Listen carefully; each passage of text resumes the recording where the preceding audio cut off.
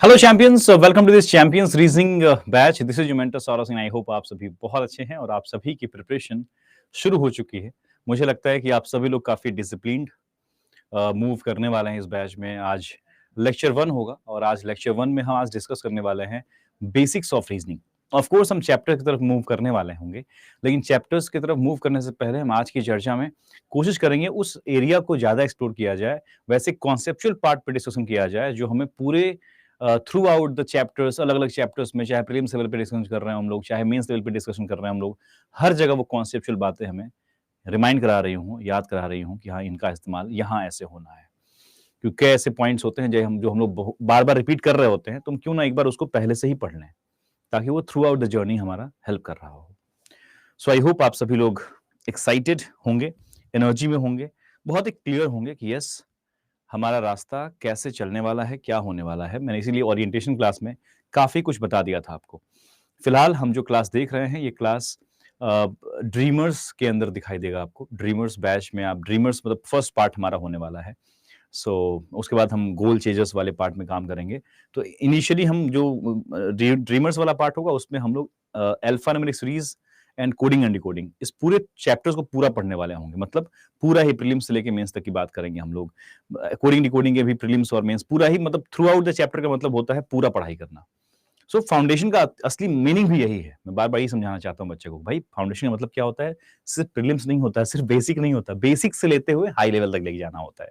ठीक है, सो शुरुआत करते हैं प्लीज। मैंने एप्लीकेशन पे चैट को ऑफ रखा हुआ है ताकि आपका कंसंट्रेशन सिर्फ आपके खुद की बातों पे और मेरी बातों पे रहे। ठीक है, ठीक है, okay okay. I am visible and audible to everyone. Hindi और अंग्रेजी दोनों भाषाओं में पढ़ाऊंगा मैं। लिखूंगा मैं अंग्रेजी में, लेकिन पढ़ाऊंगा मैं दोनों, बोलूंगा मैं दोनों ही भाषाओं में, तो इसके लिए रिलैक्स रहिएगा। कुछ जगहों पे जहां पे अति आवश्यक होगा हिंदी लिखना, वहां पे लिखूंगा मैं। अगर आपको लगता हो कहीं भी डिक्टेट करना है हिंदी में, तो वहां डिक्टेट कर दूंगा मैं, आप लिख लीजिएगा। सब ठीक है। अगर किसी को मेरी सिर्फ वॉइस आ रही हो, मान लो कोई बच्चा एप्लीकेशन में मुझे देख रहा है और उसे वॉइस आ रही है, सिर्फ वीडियो नहीं आ रहा है, तो प्लीज एक बार उसको रिफ्रेश कर लीजिएगा, क्लास को एक बार एग्जिट करके वापस से आप इंटर कीजिएगा, सब कुछ क्लियर हो जाएगा। ठीक है, ओके। सो आई होप हम सभी तैयार हैं। ठीक है, एंड बाकी सारी बातें हम 1:45 पे आपको बाकी सारी जो आपके डाउट्स होंगे, क्या करना है, और भी कुछ भी कोई भी समस्या होंगे उस पर बात करेंगे। जैसे एक क्वेश्चन है जो मुझे डिस्कस करना है आज, जो मुझे काफी रिक्वेस्ट आया है आपके ओरिएंटेशन क्लास के वीडियोस में, मैं देखा हूं काफी कमेंट आए बच्चों के। वर्किंग कैंडिडेट कैसे यूज करें इस बैच का, कैसे पढ़ाई करें इस बैच के साथ। मैं वर्किंग कैंडिडेट के लिए लास्ट में जरूर बातें करूंगा। ठीक है, मुझे याद दिला दीजिएगा आप लोग भी, और बाकी आपको जो डाउट्स रहेंगे उस पर बात करेंगे। तो ऐसा नहीं कि हम 2 बजे ही एंड कर देंगे। अगर हम 1:45 में बातों को शुरू कर रहे होंगे या 2 बजे भी शुरू कर रहे होंगे, मुझे अगर आधे घंटे एक्स्ट्रा खींचना पड़ेगा क्लास को, तो हम खींच लेंगे, कोई इश्यू नहीं है। ठीक है, ओके ओके। टेलीग्राम ग्रुप का लिंक मैंने बताया था, वो कल मिलेगा आपको शनिवार को बैच में, क्योंकि आज डेमो क्लास है, तो आज डेमो क्लास आपका 1 है टॉपिक का, तो आज यूट्यूब पे भी क्लास लाइव है, तो आज हम टेलीग्राम ग्रुप का लिंक नहीं प्रोवाइड कर सकते। ठीक है, ओके, चलिए let's begin with the first topic discussion, like first conceptual discussion in this batch. आज का टाइटल क्या है? Basics of reasoning. पूरी रीजनिंग की बेसिक्स क्या है उस पर बात करेंगे हम लोग। ठीक है ना? ठीक है, ठीक है, ओके। तो सबसे पहले समझते हैं कि बेसिक्स ऑफ रीजनिंग में क्या क्या हम पढ़ने वाले हैं, क्या मतलब है उसका। एक तो यहां बात लिखी गई है, हर बड़ी पजल का हल एक छोटे से कॉन्सेप्ट से शुरू होता है। इसीलिए हम बेसिक्स ऑफ रीजनिंग इसलिए कर रहे हैं, और सिर्फ पजल पे लागू नहीं होगा, ये हर चीज पे लागू होता है। तो कॉन्सेप्ट जो है ना, इसको हमें मजबूत रखना है शुरुआत से ही, क्योंकि कॉन्सेप्ट से ही आपकी रफ्तार आती है। एक सवाल बहुत कॉमन होता है कि सर स्पीड नहीं आ रही है। स्पीड नहीं आने का खामियाजा वही बच्चा भुगतता है जिसकी बेसिक्स गड़बड़ होती है। बेसिक्स अगर पकड़े हुए हैं आप अच्छे से और उसको लेके अच्छे से प्रैक्टिस कर लिए हैं, क्लास के साथ सिंक है आपका प्रैक्टिस, तो अल्टीमेटली आप आउटकम निकाल रहे होंगे। So let's begin with this thing. Of course, these are the definitions of reasoning. Like reasoning is the ability to think logically and systematically to arrive at correct conclusion. It helps aspirant to decode patterns, analyze clues, and solve problems under time pressure. It is a core scoring subject in banking, SSC, and all competitive examination. This is a fact. हमारे banking examination में आप कितना भी कुछ कर लें, सबसे अधिक स्कोरिंग सब्जेक्ट जो रहेगा वो हमेशा रीजनिंग रहने वाला है।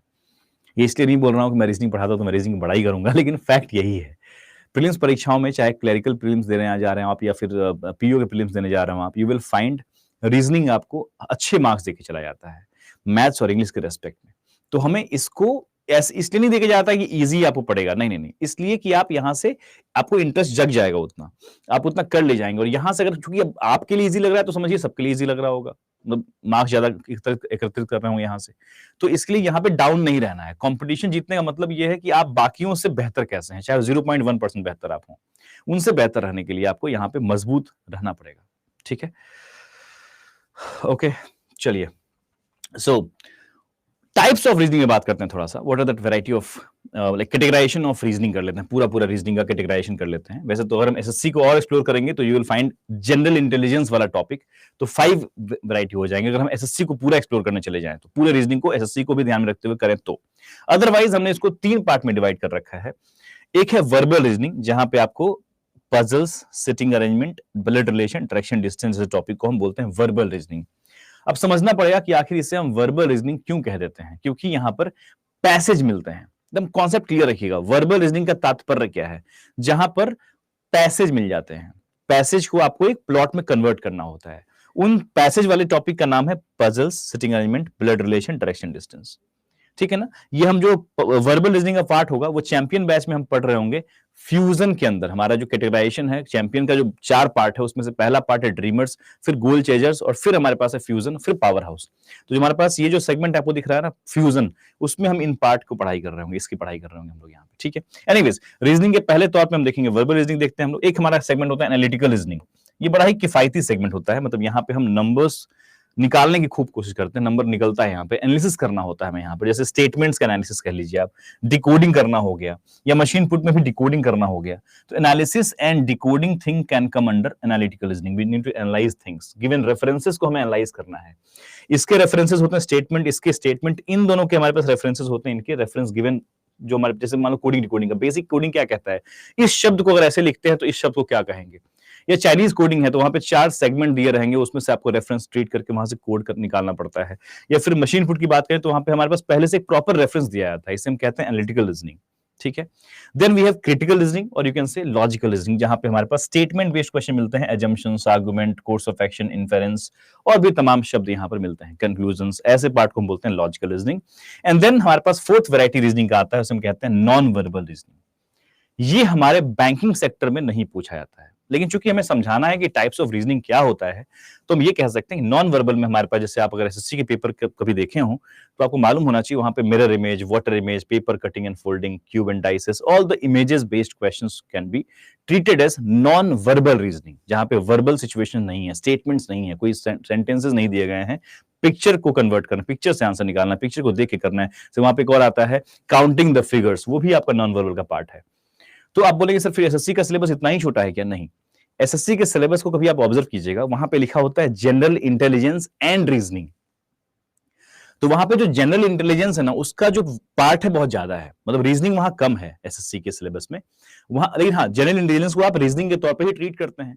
तो जनरल इंटेलिजेंस में आने वाले टॉपिक कौन कौन से होते हैं वहां पे, number analogy, letter analogy, classification, ये सब वहां पे आता है जनरल इंटेलिजेंस वाला टॉपिक, जहां पे तुरंत सामान्य बुद्धिमत्ता कहते हैं उसको हिंदी में।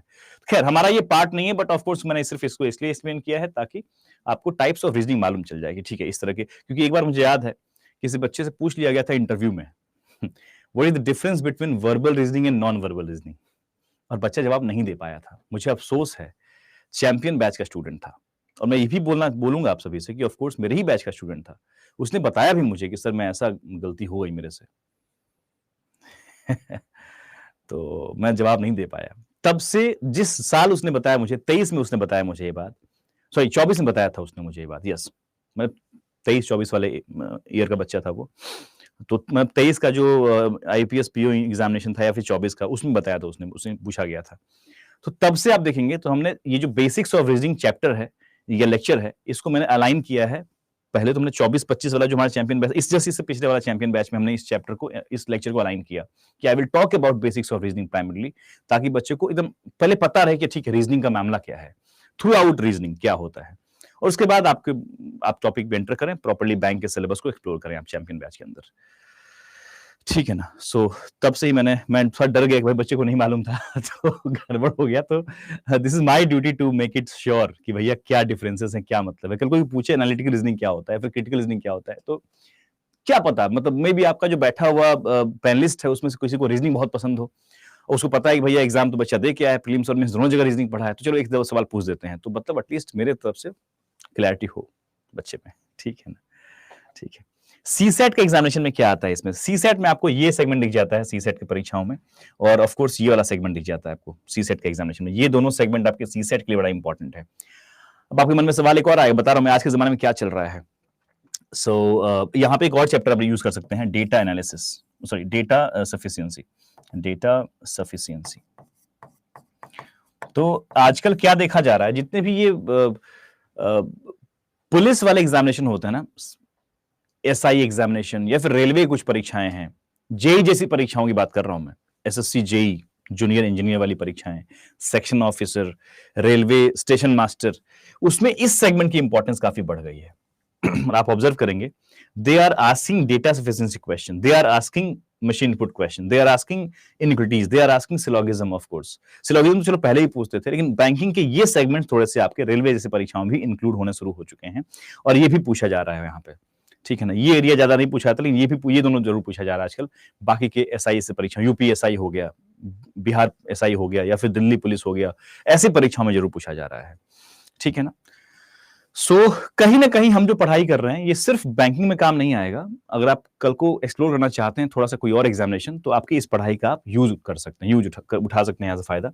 हाँ, बट मैं यहां तक ही डिस्कस करने वाला हूं, ये पार्ट हमारे इस चैंपियन बैच का पार्ट नहीं है। ये हमने इसलिए रखा हुआ है ताकि एक्सप्लेनेशन मालूम चले कि what are the variety of questions या variety of chapters, bifurcations are there in the reasoning whole subject. ठीक है? क्लियर है? ओके ठीक है, I hope people are getting my point, ताकि मिक्स मैच ना हो, या फिर ये पता रहे कि ठीक है मैं ये पढ़ रहा हूं कि इसका फायदा कहां उठा सकते हैं हम, और भी मतलब कल को अगर मान लो किसी को मतलब होता है ना, कई बार होता है कि मैं एग्जाम देके देखता हूं मेरे स्टेट में काफी अच्छी वैकेंसी आ गई, तो मैं जो पढ़ा हूं क्या वो मेरे काम का है? तो अभी से रियलाइजेशन होना चाहिए कि जो आप पढ़ रहे हैं वो सिर्फ बैंकिंग में काम नहीं आएगा, वो और भी जगह पे उसका लाभ उठा सकते हैं। एसएससी की परीक्षा बताया मैंने आपको, जनरल इंटेलिजेंस एंड रीजनिंग मैंने बोला वहां पे, तो क्या लगता है आपको सिर्फ वहां पे नॉन वर्बल और जो मैंने बताया कि जनरल इंटेलिजेंस के सवाल, एनालॉजी ये सब आ जाते होंगे सिर्फ? क्या नहीं, वहां पे भी आपके इसके बेसिक बेसिक सवाल मिल जाते हैं आपको, वर्बल रीजनिंग के बेसिक सवाल। इसके सवाल में सिलोगिज्म देखा जाता है खासतौर पे, कोडिंग डिकोडिंग का बेसिक बेसिक चीज, तो ये सब चीजें आपको वहां मिल जाया करती हैं। ठीक है? Okay, so I hope you are getting the point. अगर कुछ सीख रहे हो तो एकदम शिद्दत से अंदर तक घुस के सीखो, बिकॉज वक्त है आपके पास अभी, बढ़िया सीखो, कुछ भी कॉम्प्रोमाइज मत करो किसी चीज को। ठीक है ना? बाकी एक और चीज बोलना चाहूंगा मैं आपको कि जो बैंकिंग के सिलेबस है, प्योर बैंकिंग के सिलेबस जो आपको दिखती है, बैंकिंग के सिलेबस जैसे ये पूरे चैप्टर्स जो आपको यहां दिख रहे हैं, ये बैंकिंग सिलेबस एक्चुअली में रिलेटेबल है, it is similar to somewhere management exams like CAT, SNAP, XAT, ऐसी परीक्षाओं के लिए भी the whole syllabus is 100% equivalent. ठीक है? तो बैंकिंग सिलेबस जो है बहुत ही क्लोज है, मतलब इस तरह के एग्जामिनेशन जो मैनेजमेंट एग्जामिनेशन होते हैं। ठीक है? क्लियर है? So let's move forward now. I hope people are getting my point.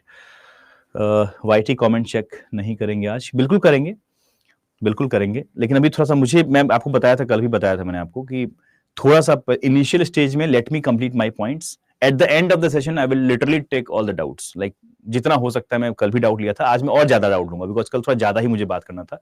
वैसे आज ही बहुत सारी बातें करनी है, देयर इज नो लिमिटेशंस कि 12:30 से 2 की क्लास है तो 12:30 2 ही चलेगी। I can extend the class till 2:30 also, so relax. ठीक है? हाँ, NIM CET ऑफ कोर्स है ना, महाराष्ट्र की जो सीईटी एग्जामिनेशन होती है उसके लिए भी सेम सिलेबस है। वही बोल रहा हूं, जितने भी, इसलिए मैंने यहाँ पे एक टर्म लिखा मैनेजमेंट एग्जाम्स। तो मैनेजमेंट एग्जाम जो MBA वाले एग्जाम्स होते हैं ना, उसके लिए भी सेम ही सिलेबस है रीजनिंग का। तो ठीक है? Okay, let's move forward please. So now let's decode our basics. Now हम समझ गए कि ठीक है, ये हमारे पास रीजनिंग का बाइफिकेशन ऐसे है। Now we need to explore all the varieties जहां पे हमारा फोकस होना चाहिए, सिर्फ कि हमारे पास बेसिक कॉन्सेप्ट्स ऑफ रीजनिंग पे चलते हैं। जैसे कि हम लोग आज बात करने वाले हैं अबाउट नंबर्स। ठीक है ना? About alphabets. अब आप बोलेंगे तो बहुत ही क्या है इसमें बात करना है, बहुत ऐसी बारीक बातें होंगी जो नहीं मालूम होगी। जैसे कि एक बताता हूं मैं अल्फाबेट के बारे में। कॉम्प्लीमेंट्री पेयर एक टर्म है जो बच्चों में बड़ी प्रचलित होती है जब बच्चे बात करते हैं कॉम्प्लीमेंट्री पेयर्स का, जैसे मैंने बोला कॉम्प्लीमेंट्री पेयर्स, तो आप सबका ध्यान कहां गया होगा पता है? आपका ध्यान गया होगा सिलोगिज्म और इनिक्विटीज में, खासतौर पर सिलोगिज्म में कॉम्प्लीमेंट्री पेयर्स आइदर होते हैं, गया होगा, आपने सुना होगा कहीं ना कहीं, तो मतलब एसएससी की तैयारी करने वाले बच्चे अगर कोई बैठा होगा क्लास में उसे ही पता होगा ये चीज, कॉम्प्लीमेंट्री पेयर्स, ठीक है ना। बट अगर मैं आपसे बोलूं कि अल्फाबेटिकल, जैसे अल्फाबेट के बारे में जब चर्चा करेंगे हम लोग, तो यहां पे भी जिक्र करेंगे हम लोग कॉम्प्लीमेंट्री पेयर्स की, यहां भी कॉम्प्लीमेंट्री पेयर्स का स्कोप है, क्या मतलब होता है समझाएंगे उसको हम, कुछ लोगों को याद आया भी होगा कॉम्प्लीमेंट्री पेयर्स इन अल्फाबेट का मतलब क्या होता है, उसे बोल देंगे, एक सवाल पूछ देंगे उसमें बोल देंगे you need to consider the complementary pairs. अब बच्चा कंफ्यूज, कॉम्प्लीमेंट्री पेयर्स, ये क्या सवाल डाल दिया इसने यार, ये अल्फा न्यूमेरिक सीरीज के सवाल में कॉम्प्लीमेंट्री पेयर्स का मतलब क्या है, तो ये बेसिक चीजों में फंस जाता है बच्चा। तो यहाँ पे क्या इस तरह की तमाम बातों की चर्चा हम आज कर लेंगे ताकि इसका इंप्लीमेंटेशन हम लोग किसी भी जगह कहीं भी करें तो कर सकते हो, ठीक है ना। Okay, so let's talk about, primarily will talk about numbers. Numbers के बारे में हमें क्या क्या मालूम होना चाहिए, ठीक है ना, नंबर्स क्या क्या डिमांड करता है, नंबर्स के बारे में क्या क्या जानकारी हमारे पास शुरू से होना चाहिए, ठीक है ना। Let's talk about that thing. So आपसे उम्मीद करूंगा मैं कि आप सभी लोग नोटबुक जरूर रखेंगे अपने सामने, बहुत जरूरी है, ठीक है ना, ठीक है, कई बार वो टर्मिनोलॉजी से खेल सकते हैं आपके साथ, बुक्स बता दो, ये कर दो, वो कर दो, नहीं, will talk about that later, मैंने कहा ना उस बारे में जो भी बातें होंगी लास्ट में करेंगे हम लोग, ठीक है।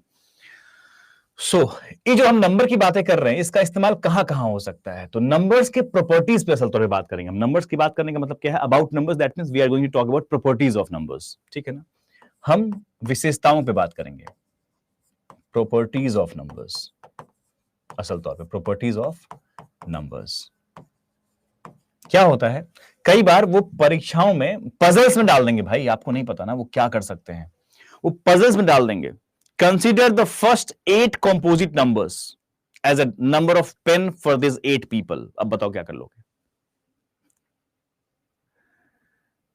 ठीक है, समझिए इस गणित को। मान लो उसने कह दिया कि भाई ये 8 लोग हैं जो सर्कुलर टेबल के राउंड बैठते हैं और ये 8 के 8 लोगों के पास अलग अलग नंबर ऑफ बुक्स हैं। Now consider first 8 composite numbers as the number of books for given person।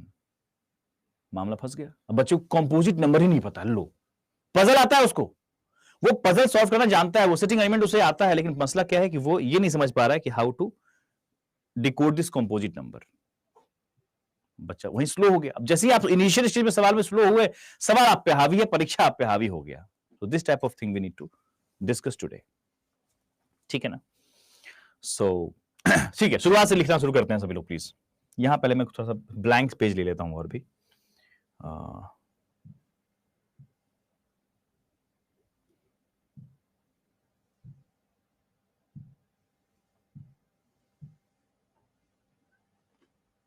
ठीक है, चलिए सबसे पहले हम सभी को जाना चाहिए, मतलब ऑफकोर्स जानते भी होंगे ऑफकोर्स आप सभी लोग, इसमें कोई शक नहीं है, लेकिन सबसे पहले हम लिखेंगे यहां पर कि नेचुरल नंबर क्या होता है, किसे हम कहते हैं नेचुरल नंबर। कल को वो टर्म इस्तेमाल कर सकते हैं ना, natural number. Take first 10 natural numbers, तो बहुत ही बेसिक चीज है, नेचुरल नंबर का मतलब होता है एक से लेके लगातार जो भी नंबर्स होते हैं, 1 से जब स्टार्ट करते हैं उसे बोलते हैं नेचुरल नंबर, है ना। नेचुरल नंबर स्टार्टिंग फ्रॉम 1, जैसे इसमें बहुत लोगों को नहीं पता होता है ये बेसिक चीज, तो ये 1 हो गया, 2 हो गया, 3 हो गया, 4 हो गया, 5 हो गया, 6 हो गया, 7 हो गया, इसको बोलते हैं नेचुरल नंबर्स, ठीक है ना। देन सेकेंड चीज आपके सामने आ सकता है, कल को टर्म यूज कर सकते हैं वो लोग, होल नंबर, है ना, whole number. Now can you tell me what is the meaning of whole number, whole number क्या होता है, तो हम बोलेंगे स्टार्टिंग फ्रॉम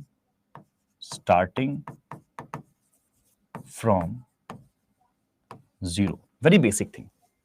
कहां स्टार्ट करते हैं हम होल नंबर को, 0 से स्टार्ट करते हैं, जैसे कि एग्जाम्पल, ऑफ कोर्स एग्जाम्पल के तौर पे आप लिख सकते हैं 0 1 2 3 4 5 6, ठीक है, एकदम बेसिक चीज।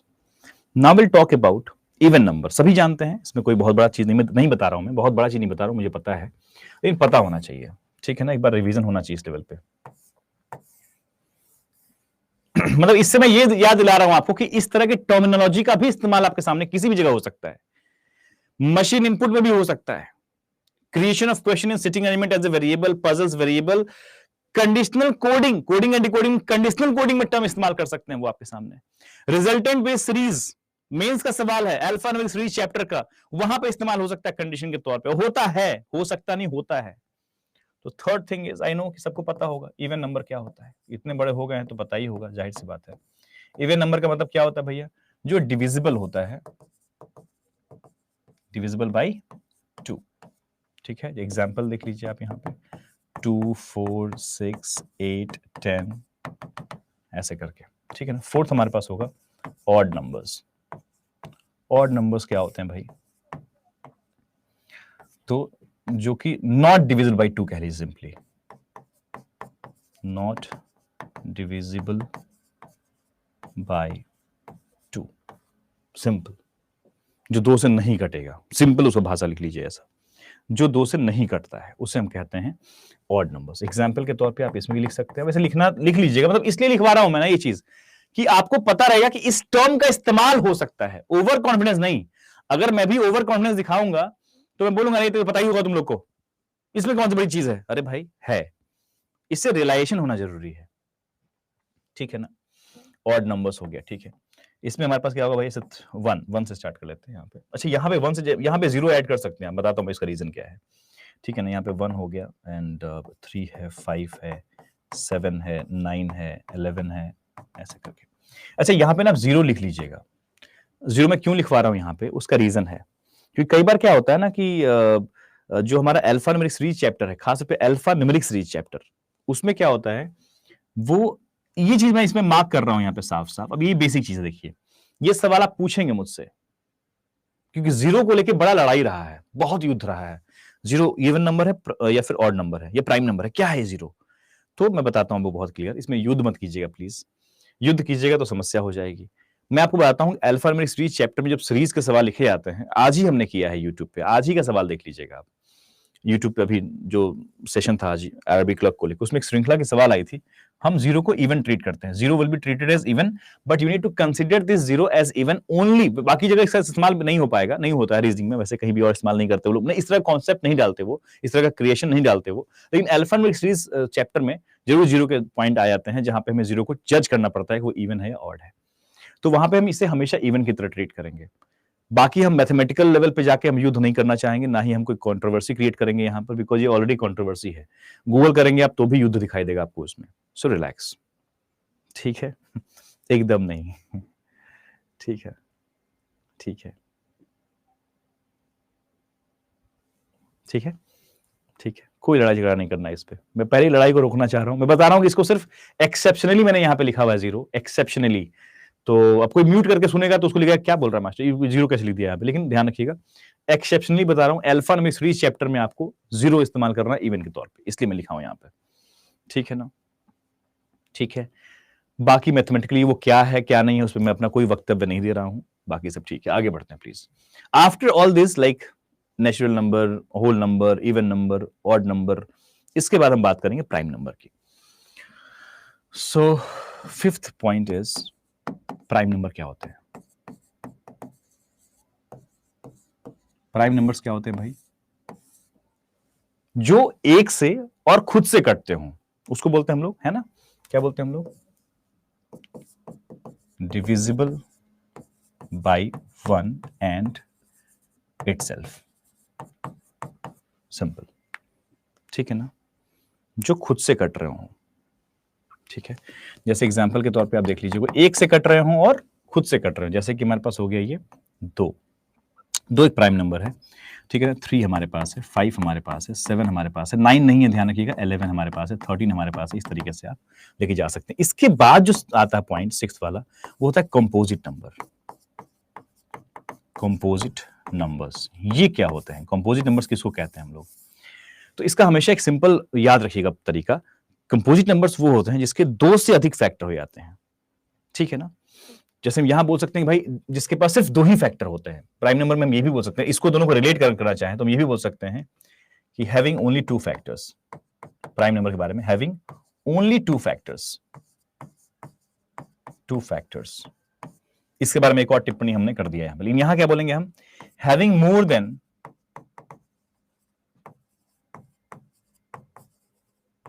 Then two factors. ठीक है ना, ठीक है। More than 2 factors will be treated as composite number, simple. जैसे कि एग्जांपल लिख लीजिए आप यहां पर, 4, 6, 8, 10। इसका मतलब ये नहीं बोल रहा हूं कि सारे इवन नंबर की बात करेंगे हम लोग, ऐसा भी नहीं बोल रहे हैं हम लोग, ठीक है। सॉरी, 9 भी यहां पे आएगा, ठीक है, 9, 10, 12 एटसेट्रा, ठीक है। ओके, क्लियर एवरीवन, बहुत ध्यान से। कंपोजिट नंबर, अब लड़ाई कहां पे होती है, वहां पे हो जाती है। सर 1 प्राइम नंबर नहीं है, नहीं है भाई 1 प्राइम नंबर बिल्कुल नहीं है, ठीक है। अब कंपोजिट नंबर में बच्चे को कहां कर, जैसे 9 यहां पे आ गया, तो बच्चा जैसे लिखते हैं पे हैविंग मोर देन 2 फैक्टर्स, बच्चे के दिमाग में तुरंत आता इवन नंबर। अरे नहीं भाई ये गलती मत करना, ये गलती नहीं करना है। हैविंग मोर देन 2 फैक्टर्स में हमारे पास 9 भी तो है, कल को 15 भी आएगा इसमें, ध्यान रखिएगा, ठीक है ना। 15 भी आप इसमें लिख सकते हैं। चलो आप 2-3 आगे बढ़ा देते हैं ताकि 9 का एक बार और रेफरेंस दिख जाए आपको। मैं जिसको जानबूझ के अंडरलाइन कर रहा हूं। 10 हो गया आपका, 12 हो गया आपका, 14 हो गया आपका, 15 फिर से हो गया आपका, 16 भी हो गया। तो ये 15 पे मैं फिर से अंडरलाइन कर रहा हूं ताकि आपके दिमाग में ये नहीं जाना चाहिए कि भैया ये हमारे पास ना 9 कैसे हो गया अपना कंपोजिट नंबर, या 15 कैसे हो गया कंपोजिट नंबर, ऑड नंबर हो गया ना, ये तो इवन नंबर तो नहीं है ना। इवन नंबर नहीं बोला जा रहा, कंपोजिट नंबर बोला जा रहा है, हैविंग मोर देन 2 फैक्टर्स।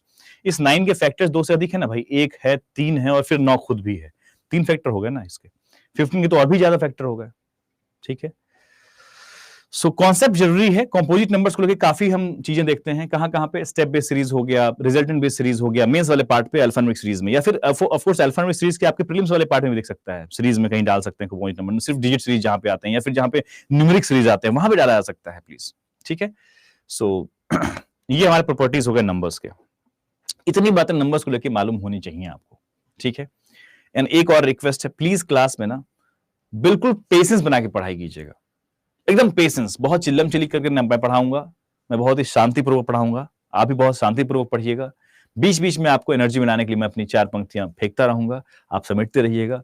वो 4 पंक्तियां जो होंगी वो मोटिवेशन वाली होंगी, बिकॉज मैं वीर रस लिख पाता हूं, ठीक है। तो मैं सुनाता रहूंगा बीच बीच में कुछ कुछ, ताकि आप लोग एनर्जी में बरकरार रहे, बढ़िया रहे सब कुछ, ठीक है। लेकिन हाँ, basic necessity to be in the class, to be consistent in the class is to be here in the class regularly. मन नहीं कर रहा है तो भी आप क्लास में हो, मैं क्लियरली बोल रहा हूं। यहाँ कॉमेडी सर्कस तो नहीं चल रहा हुआ, या फिर कोई स्टैंड अप कॉमेडी तो नहीं चल रहा हुआ कि आपको बड़ा मजा आएगा, अरे गुदुदी हाँ मजाक, ऐसा नहीं होगा। But you need to just enjoy this thing, ठीक है। चलिए आगे बढ़ते हैं, ठीक है। सो हमने नंबर्स के प्रॉपर्टी के तौर पे जितना डिस्कस किया, आई थिंक इतना काफी होगा। और कुछ पॉइंट्स अगर नजर आएंगे तो will discuss that also. Now will talk about alphabets. यहाँ पे काफी बातें समझ सीखने को मिलेंगी अपने को, बिकॉज नंबर्स में तो फिर भी हम फ्रेंडली होते हैं, अल्फाबेट में हम कई बातें मिस कर लेते हैं। तो विल टॉक अबाउट अल्फाबेट, बहुत सारी बातें यहाँ पे होंगी, सो प्लीज ध्यान रखिएगा।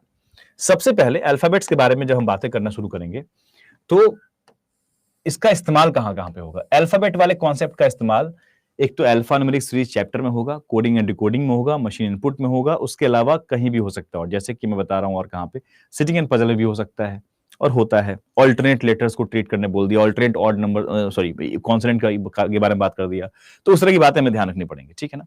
सो प्राइमरली हम अगर अबाउट अल्फाबेट पढ़ने जाएंगे तो हमें क्या, फिर से क्या पढ़ने वाले हम लोग, तो of course properties of alphabet पे ध्यान देंगे, प्रॉपर्टीज ऑफ अल्फाबेट्स, ठीक है ना। अब जब हम प्रॉपर्टीज ऑफ अल्फाबेट में एंटर करेंगे तो सबसे पहले क्या ध्यान रखना चाहिए, नंबर्स की प्रॉपर्टीज में ऑड इवन प्राइम सबसे कोर प्रॉपर्टीज हैं, ऑड इवन प्राइम। एक और कंपोजिट जोड़ लीजिए आप, नेचुरल नंबर, होल नंबर बाद में काम है, मतलब बहुत रेयर काम है, लेकिन पता होना चाहिए कि भाई नेचुरल नंबर 1 से स्टार्ट होगा, होल नंबर 0 से स्टार्ट होगा, लेकिन उसके बाद आपके पास ऑड इवन प्राइम कंपोजिट, ये ज्यादा आपको ध्यान में रखना पड़ेगा। अच्छा, एक और चीज यहाँ पे, जब इतना चर्चा हो ही रहा है तो एक और बात, आपको स्क्वायर और क्यूब का भी ख्याल रखना चाहिए। यहाँ पे square numbers and cube numbers पे भी, परफेक्ट स्क्वायर परफेक्ट क्यूब क्या होते हैं, उस पर भी ध्यान रखना चाहिए आपको। फिर हम आते हैं यहाँ पे अल्फाबेट पे आते हैं। अल्फाबेट में सबसे पहला चीज ध्यान रखिएगा, अल्फाबेट कहते किसको हम लोग हैं, है ना। व्हाट इज अल्फाबेट, तो अल्फाबेट जब बोलते हैं तो यहाँ पे पहला बेसिक चीज होता है अल्फाबेटिकल सीरीज, ठीक है ना। सो अल्फाबेटिकल सीरीज, अल्फाबेटिकल सीरीज समझिए पहले। अल्फाबेटिकल सीरीज में वी हैव 26 लेटर्स, 26 लेटर्स, ठीक है ना। इन 26 लेटर्स में अगर हम ब्रेक करेंगे तो वी हैव 21 कॉन्सोनेंट्स एंड, इसको थोड़ा सा अच्छे लिख देते हैं और भी नोट्स की तरह लिख के चलेंगे हम लोग बिल्कुल, ठीक है ना। इसमें हमारे पास दो बाइफिकेशन होता है 26 लेटर में, एक होता है कॉन्सोनेंट कहते हैं इसको हम लोग, हिंदी में इसे हम व्यंजन कहते हैं, और एक हमारे पास होता है वॉवेल का ग्रुप, ठीक है ना। तो कॉन्सोनेंट्स की संख्या जो होती है वो 21 होती है और वॉवेल कितने होते हैं 5। आप बोलेंगे सही तो हम लोग बचपन में पढ़े हैं, पता है हमें ये चीज, मुझे भी पता है ये चीज कि आप बचपन में पढ़ चुके हैं ये चीज। मैं बस आपको वापस एक बार याद, इन सब चीजों की आवश्यकता पड़ेगी, वो जो बेसिक चीजें आप जानते हो उसकी आवश्यकता पड़ेगी वापस याद दिलाना, उसमें से कुछ कुछ बातें इन चर्चाओं में ही ऐसी निकल के आ जाएंगी जो आपको नहीं पता होगा, तो वो कॉम्पिटिशन क्रिएट कर देगा, ठीक है ना। ठीक है, ठीक है, चलिए। तो अल्फाबेटिकल सीरीज, सबसे पहला चीज अल्फाबेट के बारे में जानने से में, अब अल्फाबेटिकल सीरीज में भी हमारे पास बहुत तरीके हैं समझने के, जैसे कि पहले तो कॉन्सोनेंट पता है क्या होते हैं भाई, ए ई आई ओ यू को छोड़ के हमारे पास सारे कॉन्सोनेंट हैं, ठीक है ना। एक और चीज अल्फाबेट को लेकर हमें ध्यान रखनी चाहिए, इसके प्लेस वैल्यू का मेमोराइजेशन। हम कैसे याद करें कि किसी भी लोकेशन, किसी भी लेटर का लोकेशन क्या है, ठीक है ना, that is important to understand, ठीक है। और अल्फाबेटिकल सीरीज किससे कहते हैं हम लोग, तो अल्फाबेटिकल सीरीज हम बोलते हैं इसे ए से लेके ए बी सी ऐसे करते हुए हमारे पास एक्स वाई एंड जेड। और इससे हम एक और बात कहते हैं नॉर्मल, लेफ्ट टू राइट हमारा अल्फाबेटिकल सीरीज है। एक और टर्म आता है रिवर्स अल्फाबेटिकल सीरीज, ठीक है ना। तो रिवर्स का मतलब क्या हो जाएगा, रिवर्स अल्फाबेटिकल, ये टर्म्स यूज होते हैं सवाल में, अल्फाबेटिकल सीरीज मतलब उल्टे क्रम में आपको लिखना है। Reverse alphabetical series from left to right बोलेगा तो जेड इधर और ए इधर हो जाएगा। अगर रिवर्स अल्फाबेटिकल सीरीज बोलता है राइट टू लेफ्ट तो यही रहेगा। बोले यहां कॉन्सेप्ट समझते हैं, रुक जाइए थोड़ा सा ध्यान से, थोड़ा आराम से, ठीक है ना। अल्फाबेटिकल सीरीज सिर्फ सिंपली बोला अल्फाबेटिकल सीरीज सवाल में, एग्जैक्ट लैंग्वेज होता है यहां मिस्टेक करता है बच्चा। अल्फाबेटिकल सीरीज बोल दिया सिंपली तो left to right A to Z करेंगे आप, इसमें कोई शक नहीं। लेकिन alphabetical series from right to left, that means A will be this side, Z will be this side, इसी की बोल रहा हूं, alphabetical series from right to left. अब आपने ध्यान नहीं दिया तो गलती कर देंगे आप। तो alphabetical series A to Z होता है, इसमें कोई शक नहीं है। लेफ्ट साइड में आपका ये होता है, राइट साइड में आपका Z रहेगा। नॉर्मल अल्फाबेटिकल सीरीज ऐसे होता है, लेकिन alphabetical series from right to left का मतलब क्या हो गया, A और Z, मतलब उसका मतलब हो गया alphabetical series from right to left का मतलब reverse alphabetical series, Z to A है ना, इधर Z हो जाए इधर। लेकिन अगर रिवर्स अल्फाबेटिकल सीरीज बोलता है फ्रॉम राइट टू लेफ्ट तो इसका मतलब हो गया फिर से क्या, ये आपस में क्रॉस कर सकते हैं इसको आप लोग।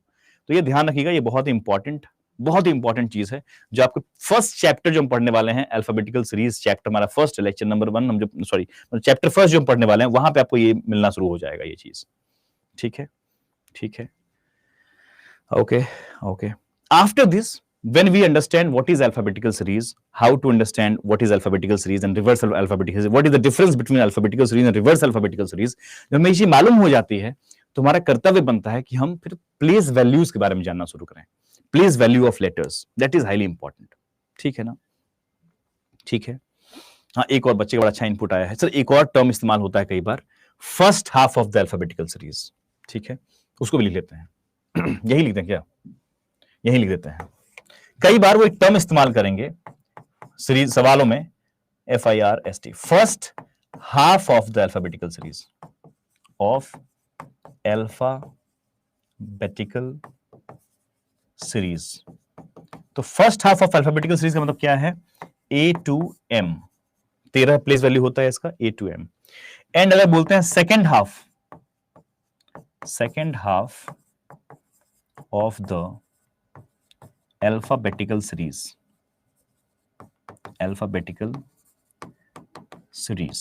What it means N to Z। ध्यान रखिएगा प्लीज, फर्स्ट हाफ हो गया आपका A to M, second half हो गया N to Z। So N to Z, M to Z नहीं, N to Z, 14 से 26 प्लीज, ठीक है ना। ये आपका हो गया, ये आपका हो गया। बेसिक टर्म है जो हम उसमें क्लिक नहीं करता, क्या ये क्या बोल दिया, अब बेसिक चीज है लेकिन आपको ध्यान नहीं है उस चीज का। तो हमारा काम है, इस लेक्चर का काम ही यही है कि आपको उस तरह का चीज याद दिला दे, आपके दिमाग में रहे, आपके जहन में रहे, ठीक है।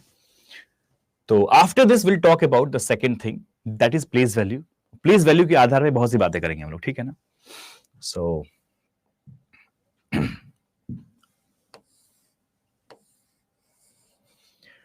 सो इट इज हाईली रिकमेंडेड कि आपके पास हर लेटर का लोकेशन इस यहां पे रहे, बिल्कुल यहां पे नहीं, यहां पे रहे, बिल्कुल एकदम ऐसे। पी क्या होता है, 16, पी का रैंक क्या है तो भैया 16, पी का फॉरवर्ड वैल्यू क्या है तो 16, पी का बैकवर्ड वैल्यू क्या है तो 10, सॉरी 11, ऐसे फटाफट होना चाहिए चीज। कैसे होगा ये चीज, तो हम इसको याद करेंगे। तो प्लेस वैल्यू को याद रखने के लिए whenever we talk about place values, ठीक है ना, प्लेस वैल्यू ऑफ लेटर्स, ये बहुत ही इंपॉर्टेंट चीज है जो अभी बताने वाले हैं, ठीक है ना, बहुत ज्यादा इंपॉर्टेंट। इसका इस्तेमाल बहुत ज्यादा जगहों पे मिलेगा आपको, बहुत जगह पे, मल्टीपल प्लेसेस, मल्टीपल एग्जामिनेशन, हर जगह पे, ठीक है ना।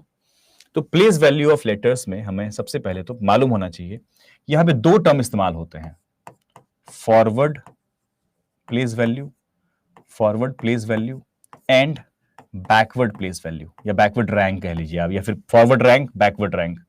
तो बैकवर्ड प्लेस वैल्यू, ये दो टर्म इस्तेमाल होते हैं, ठीक है। हम दोनों को ही याद करेंगे आज, बिल्कुल चुटकियों में, ठीक है ना, क्योंकि बच्चों को कई बार तो ये याद होता है लेकिन ये याद नहीं होता है। बैकवर्ड कैसे याद करेंगे सर, सो आराम से याद करेंगे, रिलैक्स, ठीक है ना।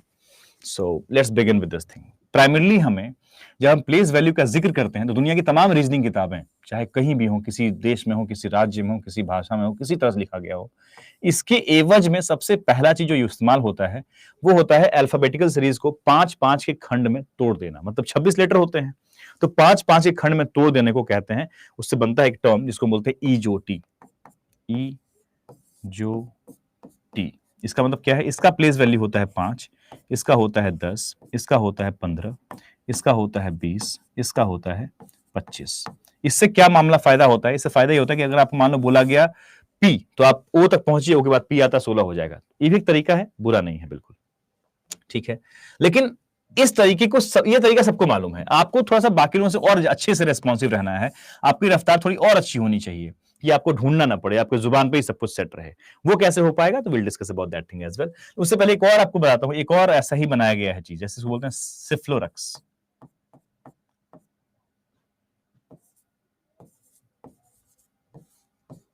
ठीक है। इसको बोलते हैं हम लोग 3, ये होता है, इसको 3 के खंड में तोड़ने की बात करते हैं, 3, 6, 9। इस दवा का नाम नहीं लग रहा है आपको, सिफ्लोरक्स, जैसे खांसी की दवा हो। 12, ये 15 हो गया, ये 18 हो गया, ये 21 हो गया और ये 24 हो गया। तो ये सेकंड आपका एक अप्रोच है, इससे आपको याद रख सकते हैं, ठीक है। दोनों मतलब हर चीज आपको पता होना चाहिए कि चलो ये भी चीज, मान लो कल को आपको बताया सिफ्लोरक्स एल, तो एल सिफ्लोरक्स L12, लेकिन उससे पहले हम क्या L12 से याद कर लेंगे हम लोग। अब हम बात करेंगे, ये तो एक तरीका हो गया जो आपको, ये तो सबसे कॉमन तरीका है, ये कुछ कुछ लोगों को पता होता है, ये भी लेकिन जगजाहिर ही है। लेकिन अब जो तरीका हमें बताऊंगा आपको, वो आई थिंक आपको पता होना चाहिए कि हाँ ठीक है, इस तरह से ज्यादा ईजी है हमारे लिए। कुछ भी बोला है हम तुरंत हमारे जुबान पे रहेगा वो चीज, ठीक है। तो प्लेस वैल्यू ऑफ लेटर्स में हमें how to memorise place value, how to memorise place value of letters, ठीक है ना। लेटर्स की प्लेस वैल्यू कैसे याद रखी जाए, तो इसके लिए क्या है, विजुअलाइजेशन का तरीका, राइमिंग का तरीका सबसे बेहतर है। जैसे कि आपको बताता हूं मैं, ए से लेके ई तक में आपको कोई समस्या नहीं हो कभी भी, A B C D E, because एक हर बार हमने नंबरिंग के लिए भी इस्तेमाल किया है ए बी सी डी का इस्तेमाल, ए मतलब 1, बी मतलब 2, सब याद है अपने को। बीच में कहीं पूछता तो समस्या होती है, तो हमने कहा एक काम करते हैं, will start visualising it from F. हम सिर्फ एफ के कंस्ट्रक्शन पे फोकस करेंगे। एफ ऐसे लिखा जाता है, दिस इज एफ, लेकिन अगर इसी एफ में हम ऐसे कर दें आपके सामने, आपको क्या दिख रहा है, ये क्या ये 6 दिख रहा है आपको, तो अब ऑटोमेटिकली आपका दिमाग में जब भी एफ देखेगा कैपिटल एफ, तो ऑटोमेटिक वहां 6 बना लेगा।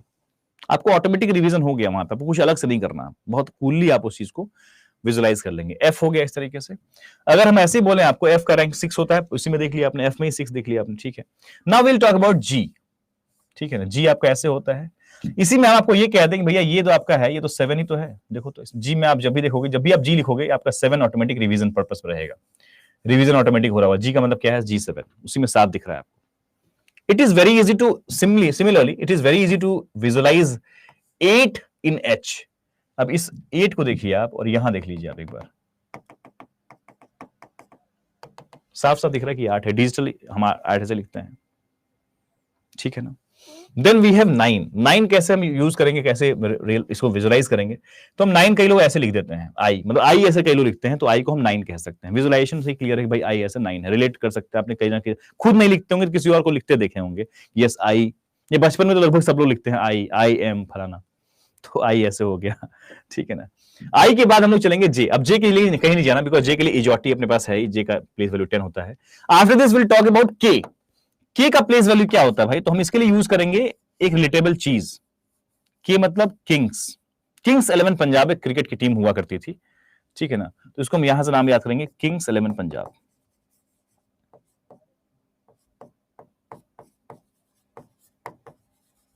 ठीक है, किंग्स 11 पंजाब याद रहेगा हमेशा आपको ये चीज। जेके एल। एल को क्या बोलते हैं हम लोग, एल का प्लेस वैल्यू होता है 12।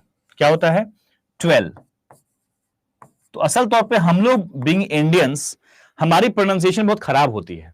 हम लोग बोलते हैं 12, और हम तो बिहार से हैं, तो बिहार में तो और होता है 12, वो नहीं, भ पे चले जाते हैं हम लोग, 12, है ना, 12।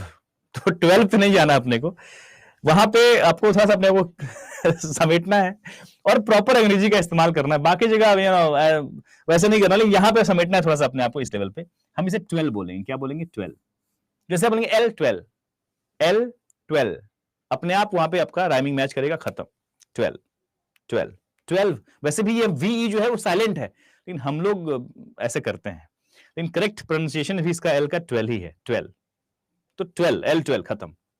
After this will talk about, L के बाद क्या आता है, एम आता है, तो एम को देख लेते हैं। अब एम को अगर आप थोड़ा ऑब्जर्व करेंगे, इसको घुमाएंगे तो 3 बन जाएगा। और वैसा ही एक और लेटर है, इसको बोलते हैं डब्ल्यू। ये दोनों लेटर ऐसे हैं जो कि 3 की तरह बन जाएंगे। अगर इसको ऐसे घुमा दें तो 3 बन जाएगा, इसको ऐसे घुमा दें तो 3 बन जाएगा, इसको क्लॉकवाइज घुमाए तो 3, इसको एंटी क्लॉकवाइज घुमाए 90 डिग्री तो 3। तो दोनों के दोनों हमारे 3 बनने वाले लेटर हैं। थोड़ा घुमा दिया जाए, लोकेशन हल्का सा मूवमेंट कराया जाए तो ये हमारे अल्फाबेटिकल सीरीज में पहला ऐसा लेटर है जिसको घुमाया जाए तो 3 बन जाएगा, और ये हमारे अल्फाबेटिकल सीरीज में दूसरा ऐसा लेटर है जिसको घुमाएंगे तो 3 बन जाएगा। इसलिए इसका प्लेस वैल्यू होता है 13 और 23, खत्म। ठीक है ना। So very simple, M13 W23 relatable है, इसलिए याद करना इजी है आपके लिए। M को घुमाएंगे तो 3, तो पहला लेटर 3 की तरह, ये दूसरा लेटर की तरह, खत्म। ठीक है, वेरी सिंपल। आगे बढ़ते हैं, अभी यहीं पे आगे बढ़ेंगे थोड़ा सा। ये पीडीएफ भी आपको मिल जाएगी, क्लास की पीडीएफ आपके अकाउंट में पहुंच जाएगा, ठीक है। थोड़ी और बातें करते हैं हम लोग। अभी थोड़ी अल्फाबेट के बारे में बहुत सी बातें करनी है अभी अपने को, बहुत सी बातें। There are multiple things we need to talk, ठीक है। सो सबसे अधिक बातें अल्फाबेट के बारे में ही होंगी, ये ध्यान रखिएगा, अल्फाबेट्स, ठीक है। इस बारे में बातें जारी हैं। हम कहां तक पहुंचे थे, एम तक पहुंच गए थे, अब एन पे बात करते हैं। एन के क्रिएशन कंस्ट्रक्शन में ध्यान दीजिएगा। एन कैसे लिखते हैं अपन, ऐसे लिखते हैं, दिस इज योर एन।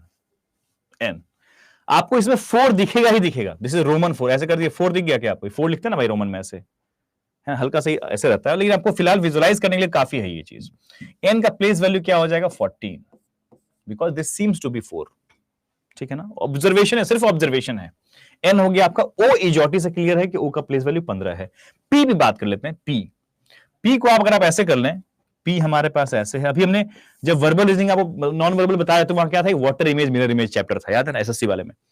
तो इसका वाटर इमेज ड्रॉ करेंगे आप। वाटर इमेज कैसे बनता है, आपका वर्टिकल ऐसे बनता है, वर्टिकली उल्टा हो जाता है कोई चीज, उसको बोलते हैं वाटर इमेज बनना। तो पी का जो वाटर इमेज बनेगा वो 6 बना के देगा आपको। पी को उल्टा कीजिए, 6 बन जाएगा, and 6 will be nothing but 16। That means कि यहां से आपको हिंट मिल जाएगा, तो आप क्या बनाएंगे, 16 बना देंगे। तो पी का प्लेस वैल्यू 16 है, ठीक है ना। पी आपके पास कहां चलेंगे, क्यू। क्यू को ड्रॉ करेंगे हम लोग, तो क्यू को हम ऐसे ड्रॉ करते हैं, ये ऐसे हो गया। क्यू में जो उसका पूंछ दिखता है आपको, हम लोग तो ऐसे लिखते हैं लपेट के ऐसे, लेकिन अगर आप सिंपली उसको अपने प्रॉपर्ली अपना ऐसे किताबी भाषा में लिखेंगे, देखेंगे आप ड्रॉ करते हुए, तो ऐसे ड्रॉ होता है। क्यू में हमारे पास ऐसे कुछ एक लगा रहता है, ऐसे 7। तो you can just relate it like 7, and this cause place value will be 17, ये 17 हो जाएगा, ठीक है ना। क्यू का प्लेस वैल्यू कितना है, 17, 17। पी क्यू आर, आर में हम आपको लेके चलते हैं, बिकॉज आर का प्लेस वैल्यू 18 है। अब देखिए, हम आर में कैपिटल आर की बात नहीं करेंगे हम ना, हम अपने हिसाब से थोड़ा मोल्ड करेंगे अपने आप को। हम आर ऐसे लिखेंगे, जो बेसिक, सबसे बेसिक आर कैसे लिखते हैं हम लोग, ऐसे लिखते हैं आर। ना सिर्फ आपको इसको ऐसे ऐसे कर देना है, 8 बन गया, तो आर विल बी 18। और ये कहना है एक बार ही विजुअलाइज करना, आपको याद थोड़ी करना है इसको आपको। एम अब तुरंत आएगा 13 आ गया ना, तुरंत से 13, बस वही वाली बात है, तुरंत से एक बार में यहीं पे। 8 मतलब अच्छा, आर मतलब 18 कैसे भैया, तो आर अच्छा वैसे वैसे, हाँ ठीक है। तो बार बार दिमाग नहीं पूछेगा आर 18 क्यों हुआ, हो गया, लॉजिक पता है दिमाग को, ठीक है ना। P Q R S T, हाँ ये बड़ा अच्छा इंटरेस्टिंग है। एसटी को याद करने का तरीका है T20 मैच से। आप एसटी को ऐसे याद कर सकते हैं। एसटी मतलब क्या होता है, इसको बोलिए ना speed test. Speed test, speed test मतलब वही मॉक टेस्ट जिससे आप डरते हैं, ठीक है ना। स्पीड टेस्ट से आप डर जाते हैं, यार स्पीड टेस्ट देना यार मुझे तो यार बहुत बड़ा काम है ये। और इसका प्लेस वैल्यू होता है 19, इसका होता है 20। 1920 एक बहुत ही हॉरर मूवी भी थी, तो उससे अब याद रखना है एसटी आप, या फिर T20 मैच अगर टी याद है तो फिर एसटी आप साथ में, एसटी हमेशा साथ में बोला कीजिए। T20 याद है तो एस अपने अपना 19 हो जाएगा, ठीक है ना। फिर आपके पास हो गया यूएनवी, यूवी, ठीक है ना। यूएनवी विल बी 21 एंड 22। अल्ट्रावायलेट 21-22, 2021-22 में अल्ट्रावायलेट धरती पे बहुत ज्यादा आ जाएगा, ऐसा कुछ अल्ट्रावायलेट। डब्ल्यू पता ही आपको, एक्स वाई जेड सबको याद रहता है, सिफ्लोरक्स से भी आप X20 कह सकते हैं, एजोटी से वाई का 25 कह सकते हैं, और Z26 है। सो वेरी सिंपल थिंग, अपने कुछ कुछ लेटर्स को आपने विजुअलाइज करके सीख लिया, कुछ को रिलेट कर लिया, कुछ को आपने कुछ कुछ कनेक्शन दे दिया। This is how we can easily, अगर हमें शॉर्टकट करना होगा तो मैं नहीं, इतना एक्सप्लेन नहीं करना, इतना डिस्कस नहीं करना अपने को, तो ये रहा, ये तो सबको पता है, ठीक है ना। सो सम observations, if some observations are making your path easier, you should go for it। आपको अब ये बहुत ऐसे नहीं कि हर सवाल में आपको इसका फायदा मिलेगा, जब फायदा मिलेगा तो बहुत फायदा होगा। इससे आपको क्या हो गया, आपको किसी भी लेटर का अगर हम प्लेस वैल्यू पूछे तो मुझे लगता है कि आपको याद होगा। आपसे पूछे बताओ कि भैया एन का प्लेस वैल्यू क्या है, तो तुरंत से जुबान पे आ गया होगा 14। आपसे बोलेंगे बताओ आई का प्लेस वैल्यू क्या है, तो तुरंत 9। एक सेकंड हिचकिचाए नहीं होंगे आप, क्या होगा I9, तुरंत से एकदम कोई शक नहीं। X24, X24 को आप ऐसे लेट कर सकते हैं, X24 में गड़बड़ हो गया तुम लोग का, वो X हो गया था आदमी या फिर जो भी है। There are multiple ways you can make story. हमने एक रास्ता दिखा दिया आपको, आप अपने हिसाब से भी कुछ कुछ बना सकते हैं कि भाई ऐसे कर लेते हैं, इसको हम ऐसे यूज कर लेते हैं, ठीक है ना।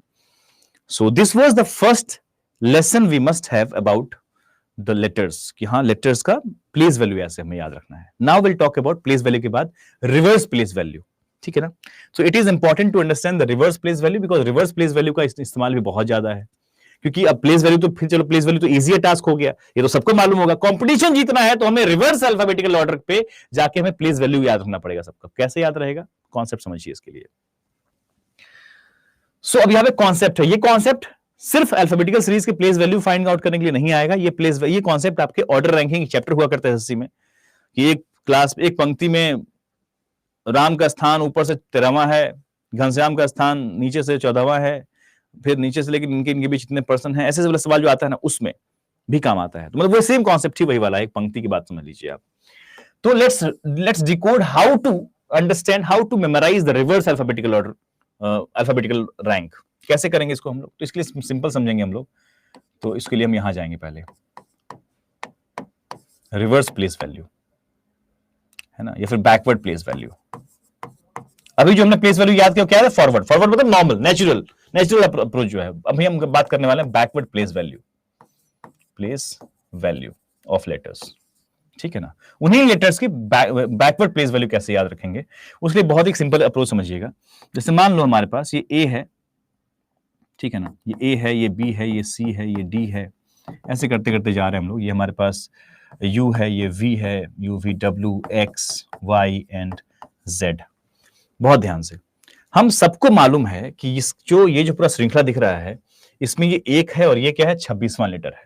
हम नॉर्मली जब बात करते हैं तो हम लेफ्ट टू राइट ही बात करते हैं, तो ये हमारे पास 26 है, पता है अपने को 26। मतलब अगर हम इसे पढ़ते जाएंगे तो इसका प्लेस वैल्यू क्या है, 3 है, इसका प्लेस वैल्यू क्या है, 21 है, इसका 22 है, ऐसे है। जाहिर सी बात है, आप सभी ने एक सोशल मीडिया पे देखते होंगे, कई बार काउंटिंग सिखाते हैं, कोई बेवकूफ बनाता है किसी को काउंटिंग करते हो, 10 9 8 7 6 1 2 3 4 5 6 5 11 उंगलियां हो गई हमारे पास। समझ रहे हैं, वो जो 11 उंगलियां दिखाए जाते हैं काउंटिंग करके, वो क्या है, वो यही कॉन्सेप्ट है, 11 फिंगर कॉन्सेप्ट। दिख रहा है कि 10 है, फिर वो 11 साबित कैसे करते हैं, तो द सेम कॉन्सेप्ट है ना। वो कैसे करते हैं समझाता हूं मैं, आप खुद देख लीजिए, प्रैक्टिकली देखिएगा आप। इसका प्लेस वैल्यू क्या है, 22 है ना, 1 2 3 4 5, 22 और 5 कितना हो गया, 27, जबकि लेटर तो 26 ही थे भाई साहब। ये क्या मजाक चल रहा है, ऐसा क्यों हो जा रहा है, मतलब इसके पीछे का तर्क समझिएगा, कॉन्सेप्ट समझिए यहाँ पे। व्हाई इट इज हैपनिंग कि हम दोनों को जोड़ रहे हैं, 27 हो जा रहा है, जस्ट बिकॉज कि हम एक प्लेस पे हमारे पास एक ही लेटर है, हम इसको लेकिन 2 रैंक दे रहे हैं इसको हम लोग, इस एलिमेंट को हम 2 रैंक दे रहे हैं, या फिर इसको हम मान लो बोलते हैं इसका प्लेस वैल्यू 6 है राइट एंड राइट से, तो क्या बोल रहे हैं इसको हम 2 प्लेस दे रहे हैं, 2 रैंक दे रहे हैं एक पर्सन को। एक लेटर को हम 2 रैंक दे रहे हैं, तो एक बढ़ेगा ना भाई, कुल 26 और 27 हो जाएगा। अगर 28 होता कुल सीरीज, मान लो अल्फाबेटिकल सीरीज में कुल 28 लेटर होते, मान लेते हैं, तो इसको बोलते हैं, मगर ये इधर से 22 होता है, इधर से हमारे पास अगर ये क्या हो जाता, फिर मान लो 22 होता तो इधर से क्या हो जाता, ये 28 होता मान लो पूरा, तो बोलते 22 और 7 हो जाता है इसका प्लेस वैल्यू। 22 और 7 कितना होता है 29, एक ज्यादा होगा, हमेशा एक ज्यादा हो जाएगा, ध्यान रखिएगा। इसी कॉन्सेप्ट से हम निकालेंगे, जैसे 5 पे नेचुरली 5 पे क्या होता है, तो ई होता है। नॉर्मली 5 किसका प्लेस वैल्यू है, फिर आपके पास 4 किसका प्लेस वैल्यू है, तो डी का है।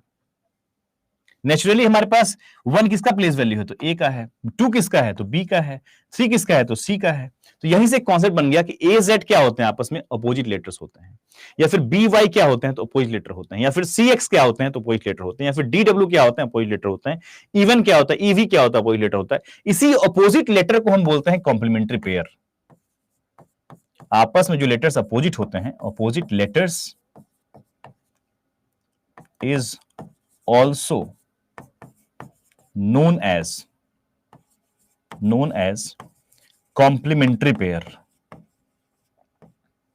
कॉम्प्लीमेंट्री पेयर, ये चीज कंफ्यूज कर देगा बच्चे को। वो अपोजिट लेटर का टर्म इस्तेमाल नहीं किया उसने क्या इस्तेमाल कर दिया भैया, उसने इस्तेमाल कर दिया कॉम्प्लीमेंट्री पेयर, बच्चा फंस गया। ठीक है ना, complementary pairs in alphabetical series, opposite letter को ही हम कॉम्प्लीमेंट्री पेयर बोलते हैं। ठीक है, ध्यान रखिएगा। इस कॉन्सेप्ट पे वापस से आना है, समझना है सबको, सब ठीक है। बैकवर्ड वैल्यू कैसे याद करें, मैं अभी आ रहा हूं, और भी बैकवर्ड वैल्यू पे बहुत बात करूंगा, मुझे पता है यहां फंसते हैं आप लोग, तो I will repeat this concept, no doubt in this, relax. ठीक है ना, मतलब एक बात समझ लो, आपको अगर किसी भी लेटर का पहला मतलब प्लेस वैल्यू याद है, जैसे एन का 14 है, तो एन का बैकवर्ड प्लेस वैल्यू क्या होगा। किसी भी लेटर का अगर फॉरवर्ड प्लेस वैल्यू याद है, तो उसमें उतना जोड़ दो जितना जोड़ने में 27 मिल जाए आपको। जैसे मान लो आपके पास Q का प्लेस वैल्यू है 17, तो प्लेस वैल्यू मतलब सिंपल, जब भी बोला जाए सिंपल प्लेस वैल्यू, तो मतलब आप नॉर्मली बोलेंगे फॉरवर्ड प्लेस वैल्यू हमेशा, है ना। Q का प्लेस वैल्यू क्या है, तो 17 है। बैकवर्ड प्लेस वैल्यू क्या है, तो बोलेंगे ठीक है, इसका बैकवर्ड प्लेस वैल्यू होगा 10 प्लस 10 जोड़ दो, क्योंकि भाई दोनों जोड़ने में 27 मिलना चाहिए। किसी भी लेटर का फॉरवर्ड बैकवर्ड दोनों जोड़ने के बाद कुल हमारे अल्फाबेटिकल सीरीज में जितने 26 लेटर हो, तो उससे एक अधिक होना चाहिए, 27 होना चाहिए, सिंपल। जैसे मान लो ए का प्लेस वैल्यू क्या है, 1 है, इसका बैकवर्ड प्लेस वैल्यू क्या होगा, तो 26। क्यों भाई, तो 26 प्लस 1 27। बी का प्लेस वैल्यू क्या है, तो 2 है, इसका बैकवर्ड प्लेस वैल्यू क्या होगा बी का, तो बोलेंगे भाई साहब इसका हो जाएगा 25। बोलेंगे कैसे, 25 2 27। ठीक है, अब मुझे अभी भी कुछ सवाल उठते हुए दिख रहे हैं, सर Y27, आपको गणित नहीं आती क्या, बकलोल टाइप बात कर रहे हैं आप यार, बस 27 बोल रहे हैं आप। दुष्ट इंसान, इधर आओ, इधर आओ। मान लो तुम यहां खड़े हो गए, बहुत ध्यान समझना, तुम यहां खड़े हो, मतलब this is you, this is you, आप कौन है, तो आप ये हैं। ठीक है, ये आप हैं। यहां पे बैठा हुआ है चिंटू, यहां बैठा हुआ है मोटू, यहां बैठा हुआ है पतलू, ऐसे 3-4 लोग बैठ गए हैं अपने, खड़े हैं जो भी हैं। ठीक है ना, ये कौन है, चिंटू है, ये कौन है, मोटू है, ये कौन है, पतलू है। आप रिलेट कर चुके होंगे मोटू कौन है, पतलू कौन है। ठीक है, वेरी नाइस। तो ये 4 लोग ऐसे खड़े हैं, लेफ्ट से जब काउंट करना, 4 ही लोग खड़े हैं ना भाई, हाँ ठीक है। इसका मान लो रैंक 1 है, 2 है, ये तीसरे नंबर पे, चौथे नंबर पे है। हम बोलेंगे इसका जो रैंक है वो इधर से कितना है, तो बोलेंगे दूसरा है। इस पर्सन का हमने अब 2 रैंक कंसिडर कर लिया, इसी पर्सन का, कि भाई लेफ्ट से तुम थर्ड हो, राइट से तुम सेकंड हो, लेकिन दोनों को जोड़ेंगे तो कितना हो रहा है, 27, मतलब सॉरी 27 बोल रहे हैं, दोनों जोड़ेंगे कितना हो रहा है भाई, 5 हो रहा है। 3 2 5, जबकि लोगों की संख्या कितनी थी, 4 ही थी। तो हमेशा जब एक ही पर्सन का 2 हम प्लेस वैल्यू देंगे, 2 रैंक देंगे उसको हम लोग, जबकि पर्सन तो एक ही है, तो एक ही रैंक होना चाहिए ना उसका। जब 2 रैंक देंगे तो एक संख्या बढ़ जाएगा ना भाई कुल में से, बस दैट इज द पॉइंट। ठीक है ना, तो इस कॉन्सेप्ट पे पूरा एक चैप्टर है भैया, ऑर्डर रैंकिंग, जैसे सेम पूछा जाता है, ऑर्डर एंड रैंकिंग। अभी क्लियर है सभी का कॉन्सेप्ट ये वाला।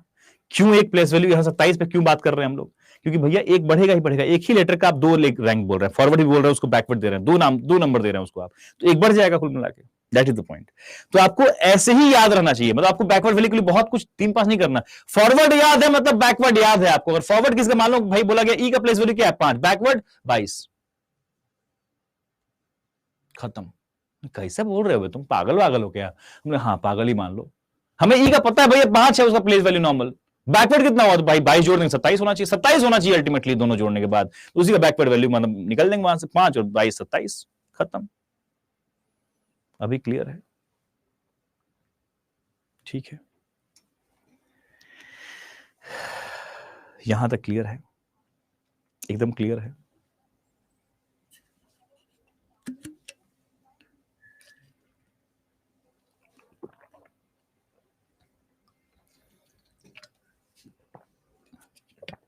सब लोग क्लियर हैं? बहुत बढ़िया, वेरी नाइस। ठीक है, तो अगर बैकवर्ड प्लेस वैल्यू पता है आपको, तो यहां पे एक कॉन्सेप्ट और भी है जो हमें पता होनी चाहिए, और वो एक स्टोरी टाइप है, एक स्टोरी है जो आपको अपोजिट लेटर्स को याद कराएगा। स्टोरी, ठीक है ना? कैसा स्टोरी है? आजाद, ठीक है ना? Boy cracks due even full, ठीक है ना? ठीक है, वेयर ऑन जीटी रोड, ठीक है ना? ठीक है ना? Then cross high speed Indian railway,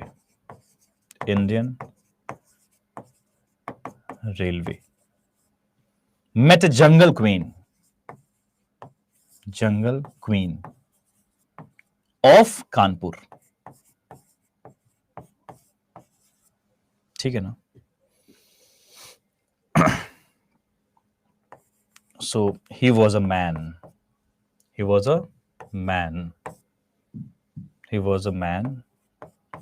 and नहीं, इससे पहले हम डालेंगे, पहले met a jungle queen of Kanpur, fell in love, है ना? love, ठीक है? he was a man, ऐसा, ठीक है ना? कमला पसंद, बस यही चीज बर्बाद कर रहा है लोगों को।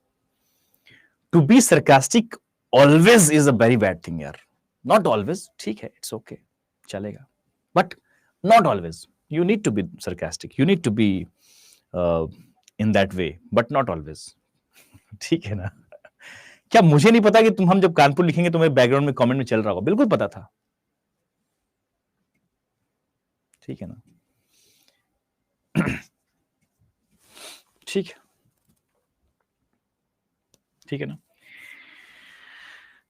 चलिए, अब यहां पे हम कैसे याद रखें? इसे AZ कैपिटल वाला जो भी, BY CX DW EV FU GT HS IR JQ KP LO MN, खत्म।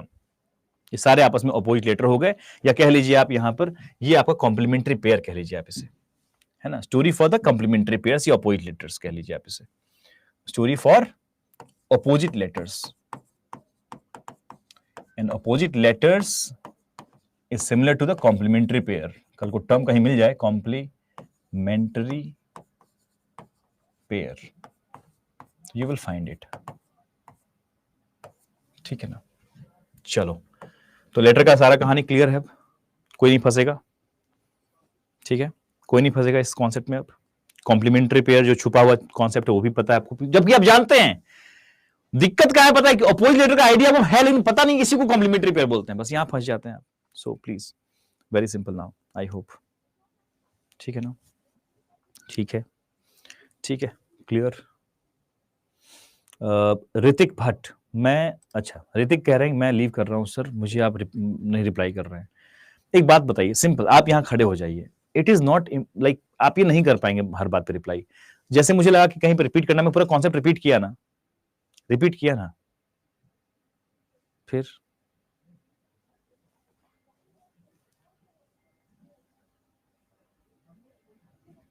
ठीक है ना। तो अब मान लो उसके बाद ही फंसा, फिर आप बोले फिर एक और रिपीट कर दो, तो आप खुद बहुत ज्यादा स्लो नहीं कर सकते यार। आप रिकॉर्डिंग आपके पास फैसिलिटी है, आप जो भी डिस्कशन सुन रहे हैं इस बात को पूरा सुन सकते हैं वापस से। तो just note down the time, आप आराम से रिपीट डिस्कशन वापस सुन लीजिए, वहां से टाइम बचा लीजिएगा। जितना टाइम में लग रहा है कि हाँ इस टाइम में मुझे डाउट है, अभी फिर से एक बार देखना है। मैं कितना शांतिपूर्वक समझा रहा हूँ पता है, मुझे पता है। मैं पहले ही कह दिया हूँ क्लास अगर एक्सटेंड होगा तो एक्सटेंड होगा, कि मुझे पूरी बातें डिस्कस करनी है अपनी आज की। So relax, have patience, primarily patience जरूरी है, मैं बार बार कहता हूँ ये चीज, ठीक है। ओके चलिए, सो आई थिंक लेटर्स को लेके हमने बहुत सी बातें कर ली हैं। लेटर का प्लेस वैल्यू याद है आपको, अपोजिट लेटर याद है आपको, उसके अपोजिट प्लेस वैल्यू भी याद ही है आपको। अपोजिट प्लेस वैल्यू याद है ना आपको, अब क्योंकि आपको प्लेस वैल्यू फॉरवर्ड पता है तो बैकवर्ड पता ही है। मान लो बोला गया बताओ कि m का प्लेस वैल्यू क्या होगा बैकवर्ड, तो m का प्लेस वैल्यू क्या होता है 13 होता है फॉरवर्ड, 13 और 14 क्या होता है 27, 14 हो जाएगा सर बैकवर्ड, खत्म।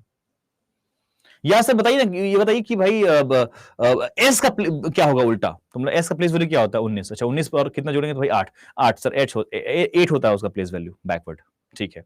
या फिर उसका अपोजिट लेटर अगर याद करना हो तो उसी से याद कर सकते हैं, बहुत कुछ जुड़ा हुआ है।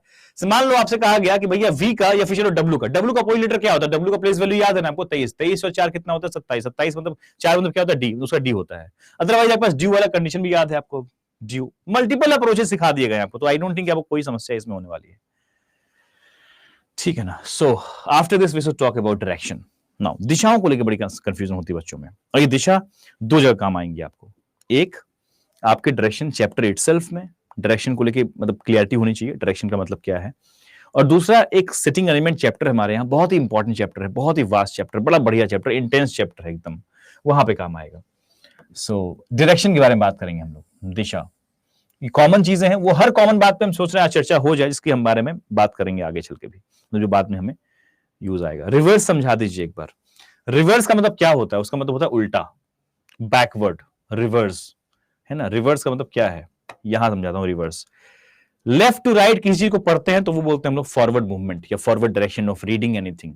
राइट टू लेफ्ट का मतलब होता है रिवर्स, सिंपल। रिवर्स का मतलब क्या हो जाएगा, राइट टू लेफ्ट।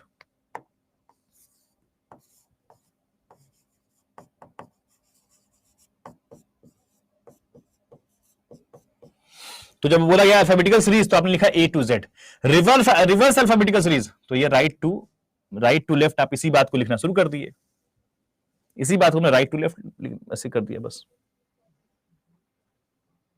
ठीक है। Okay okay clear everyone, okay ठीक है। सो यहां पे इसको स्टोरी टाइप से आप लिख सकते हैं, वैसे मैं स्टोरी नहीं लिखा हूं, यहां पे स्टोरी लिख देता हूं आपके लिए। Azad a boy cracks due, cracks मतलब यहां पे स्पेलिंग तो क्रैक्स है लेकिन उसको तोड़ने वाला क्रैक की तरह समझना है। Cracks due, which due, Mountain Dew, cracks due कैसा, बोलता है इवन फुल, भरा हुआ एकदम, कहां तोड़ दिया। So Azad a boy cracks due even full on GT road, grand trunk road पे उसने तोड़ दिया पटक के, ठीक है ना। Then he crossed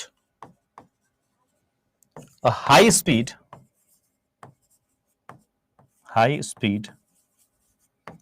Indian railway, then met a jungle queen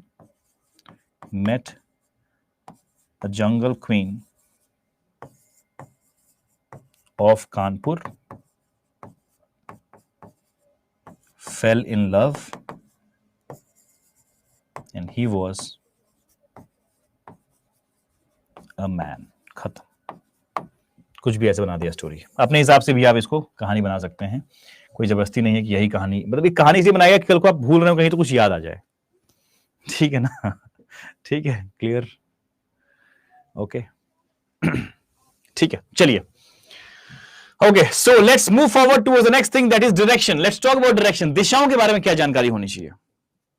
okay so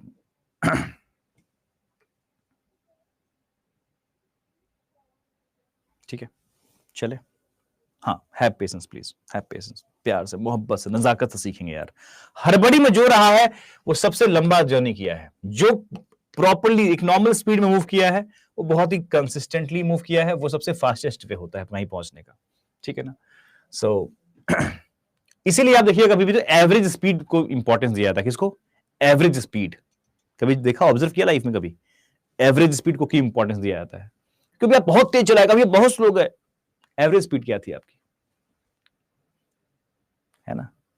जो आपका गूगल मैप काम करता है वो आपके बहुत ही पीक पे जब चलाते हैं आप, मतलब गाड़ी या बाइक जो भी चला रहे हैं आप, उस पे या फिर कभी जाम में फंस गए, उस पर नहीं बात करता है, वो एवरेज स्पीड से आपको मैप डिजाइन करके देता है, भाई आप इतने टाइम में यहां पहुंचेंगे, पूरा एल्गोरिदम उस पर चलता है। तो लाइफ में भी प्लीज एवरेज स्पीड अपना अच्छा रखिए।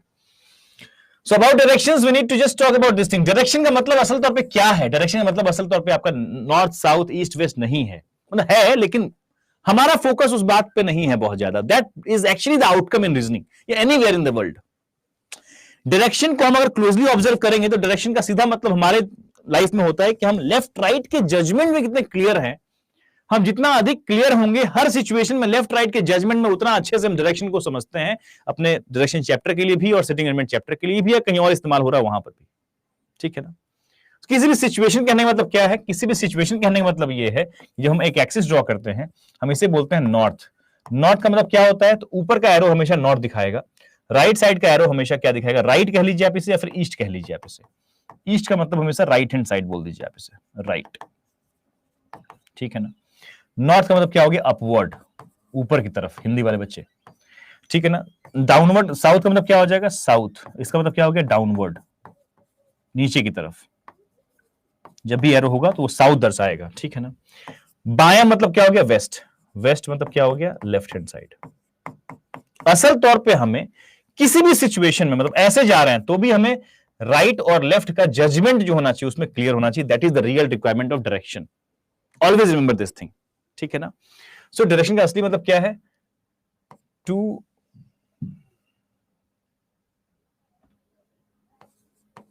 generate the ability, या जनरेट छोड़िए, हैव द एबिलिटी। मेरा जो डिमांड है, मतलब मैं जितना समझता हूं सब्जेक्ट को, have the ability to fetch the direction, to fetch the direction as left and right. मतलब आपके लेफ्ट राइट की जजमेंट में आप जितने जितने ल्यूसिड रहेंगे, आप जितने आप कंफर्टेबल रहेंगे, आसानी से कर पाएंगे, उतना ही आप अच्छे से इस चैप्टर को समझ पाएंगे, ठीक है ना। मैं समझाता हूं कैसे क्या होगा, इसको कैसे जजमेंट करना चाहिए असल तौर पे, बिकॉज ये सब ऐसी बेसिक नेसेसिटी है ना पूरी रीजनिंग की, जहां पे आप फिसल जाते हैं यार, आप स्लो हो जाते हैं, क्योंकि आपका बेसिक हिला हुआ है, आप जजमेंट में ही स्लो हो गए हैं। आप बार बार हौच पौच हो जा रहा है कि यार जब ये ऐसे दिख रहा है और ये ऐसे दिख रहा है, मैं क्या करूं, ये फिर ऐसे दिख रहा है यार, ये फिर ऐसे दिख रहा है, क्या करूं मैं? अरे क्यों भैया, क्यों थक रहे हो? इधर आओ, बहुत ध्यान से। इस सिचुएशन में कभी भी एक चीज मत करना कभी लाइफ में, जो पहले के लोग किया करते थे वो उस वक्त के लिए हिसाब से सही था। क्या करते थे पहले के लोग? पहले के लोग समझाते थे बच्चों को कि भैया देखो ऐसा है कि मान लो क्लॉकवाइज डायरेक्शन में तुम मूव कर रहे हो, समझ रहे हो? क्लॉकवाइज डायरेक्शन मतलब क्या हो गया? ऐसे ऐसे आप ऐसे मूव कर रहे हो तो उसका मतलब हो जाएगा लेफ्ट। आप ऐसे मूव कर रहे हो तो उसका मतलब हो जाएगा राइट। ये सब अप्रोच जो है बहुत ही वाहियात अप्रोच है आज के जमाने के हिसाब से, क्योंकि अपग्रेडेशन बहुत ज्यादा चल रही है दुनिया में, हर जगह इंटरनेट है, हर जगह सब कुछ है, और वो आराम से मतलब चीजों को कुछ ना कुछ हल्का हल्का ट्वीक कर रहे होते हैं, मतलब ट्वीक नहीं कहेंगे वैसे, हम कहेंगे हल्का हल्का कुछ ना कुछ बढ़ा रहे होते हैं चीजों को ऊपर की तरफ। तो कॉम्प्लेक्स सिचुएशन क्रिएट करते हैं आज। जैसे अपने अगर हम सिटिंग एलिमेंट की बात करें बैंकिंग के सिलेबस में, तो यहाँ पे क्या होता है कि आपको मिक्स डायरेक्शन के क्वेश्चन बहुत ज्यादा इन्वॉल्व हो गए आज के सवाल में, हर जगह प्रीलिम्स से लेके मेंस में हर जगह मिक्स डायरेक्शन।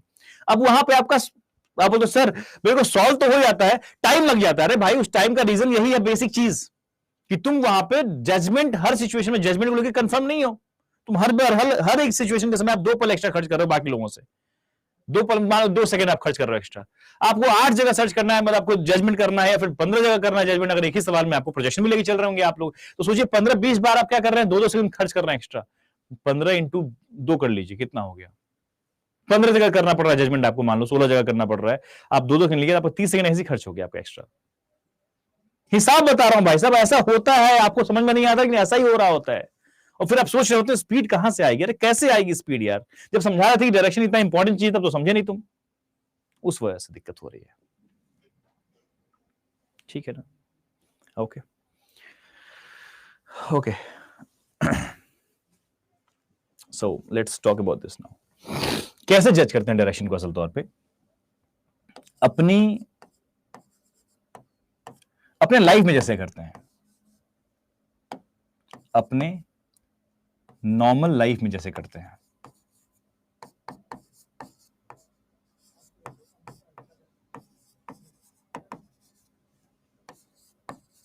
जज करते हैं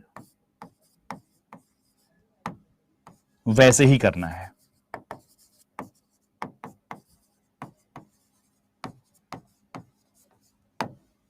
एकदम सिंपल है, कोई 3-5 नहीं कि मैं ऐसे करूंगा, मैं ये तंत्र लगा दूंगा, कुछ नहीं करना। फलाना हैंड मेथड, फलाना ये मेथड, वो मेथड, कुछ काम नहीं आएगा, सब फंसा के चला जाएगा आपको। So to face the directions as left and right, you need to assume yourself. बहुत सिंपल अप्रोच है। क्या करते हैं आप नॉर्मल लाइफ में भाई?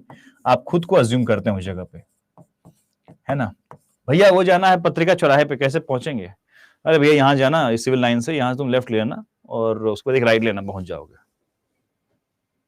भैया गांधी मैदान जाना है, पटना से आप बिलोंग करते हैं मान लो, गांधी मैदान जाना है, कैसे पहुंचेंगे? कुछ मत करना भाई, फ्रेजर रोड से जाना, एक हल्का सा लेफ्ट मिलेगा, गोल चक्कर आएगा, फिर वहां से राइट ले लेना, पहुंच गए। तो ये वहां पे कौन होता है बताने के लिए आपको? क्या वहां पे बोर्ड लगा होता है बार बार लेफ्ट राइट? नहीं, आप खुद कर रहे होते हो, ठीक है ना। खुद को वहां पे आप अज्यूम करते हो, अच्छा ठीक है मैं यहां गया, अच्छा लेफ्ट बोला गया था, लेफ्ट घूम गए, अच्छा एक राइट बोला गया था, फिर राइट घूम गए। तो खुद को ही अज्यूम करते हो। That same thing you need to do here. खुद को वहां लेके चले जाओ, ठीक है ना। खुद को लेके चले जाओ। मैं लखनऊ की बात कर लूं, भैया हजरतगंज चौराहा कहे जाएंगे, मुझे हजरतगंज में वो जो है ना, वो वहां पे मुझे रबड़ी और जलेबी खानी है। कहाँ है वो, कौन सा दुकान है, बड़ा अच्छा शॉप है वो, तो वहां पे मुझे रबड़ी और इमरती और, हाँ इमरती और वो खाना है मुझे, रबड़ी। कैसे होगा? तो हजरतगंज चले जाइए। तो कहाँ कहे जाएंगे? तो यहां से चले जाइए। तो whatever we do in life, like हम प्रैक्टिकली क्यों नहीं चलते हैं लाइफ में? हम हर जगह फॉर्मूला या कोई तंत्र मंत्र क्यों लगाने लगते हैं? जस्ट डू इट, बिकॉज वो ऑटोमेटेड आपका लाइफ में प्रैक्टिकली आप वही कर रहे हो, रिवीजन ऑटोमेटिक चल रहा है, कोई लफड़ा ही नहीं है, ठीक है ना। ठीक है, चलो। अपने नॉर्मल लाइफ में जैसे जज करते हैं वैसे ही करेंगे। मतलब क्या हो गया? अज्यूम योरसेल्फ, खुद को अज्यूम कीजिए। उदाहरण स्वरूप समझाता हूं मैं आपको। उदाहरण क्या मतलब है इसका? उदाहरण समझाता हूं मैं आपको। एक डुप्लीकेट ले लेते हैं और प्लीज इसको हटा दीजिए, एक और ले लेते हैं, आवश्यकता पड़ी तो।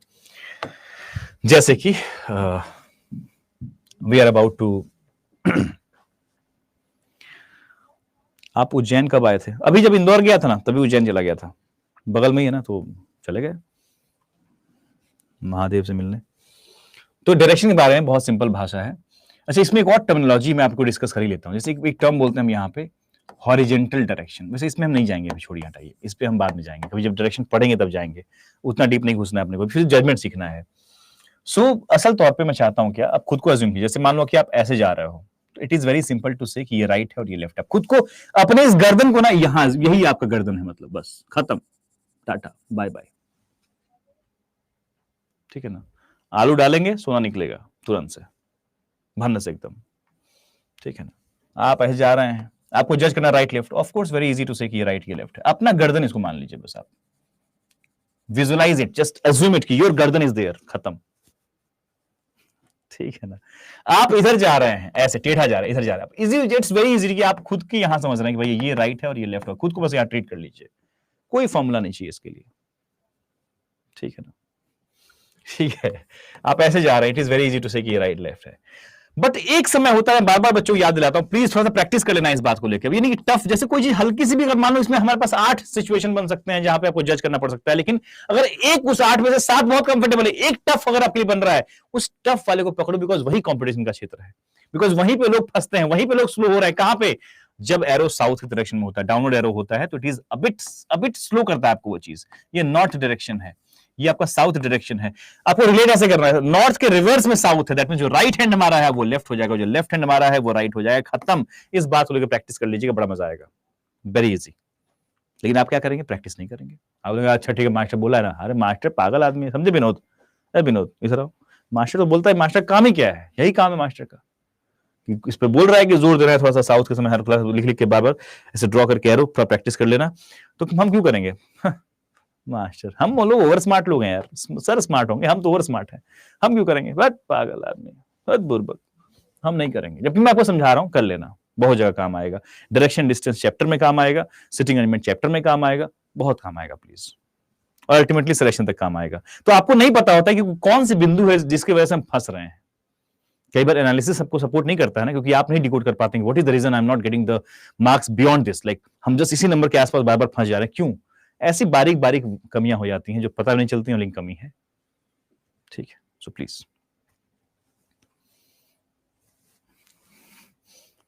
ठीक है। चलिए,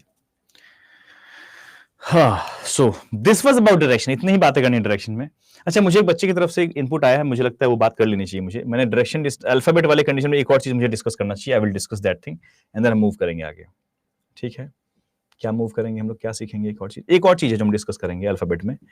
एक टर्म है जो बहुत काम आता है, बहुत बार आपको मिलेगा आगे चल के।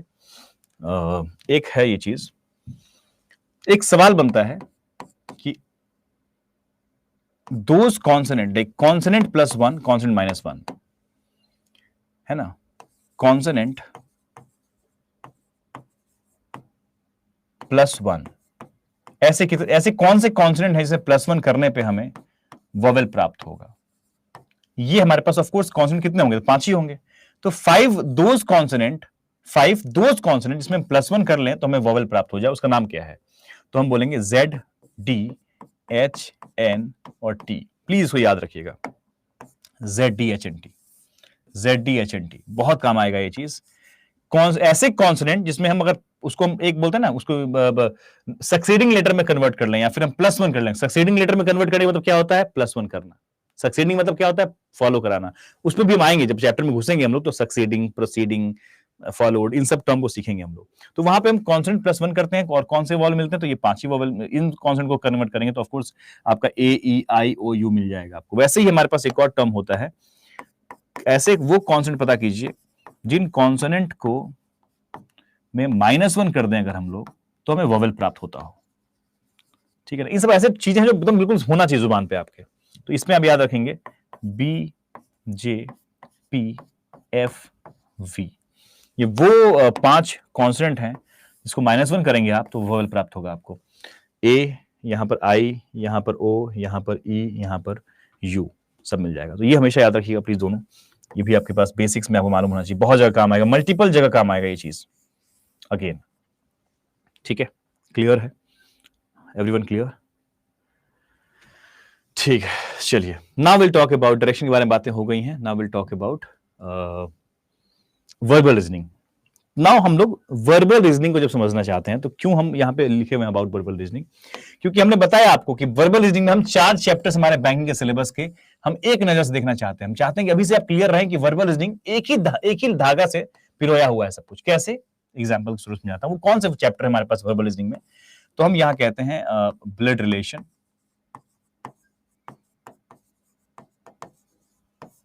Direction, puzzles and sitting arrangement। ठीक है, अब ये 4 के 4 चैप्टर के मैं सेंटेंस लिख रहा हूं आपके सामने। ठीक है ना, इन 4 चैप्टर्स के 4 सेंटेंस लिख रहा हूं, सिर्फ आप खुद ही रिलेट कर लेंगे। और मैंने भी कुछ पहले एक्सप्लेन भी किया था आपको कि वर्बल रीजनिंग का अर्थात क्या है, जहां पे हमारे पास पैसेज प्रोवाइड किए जाएंगे, है ना। They will always provide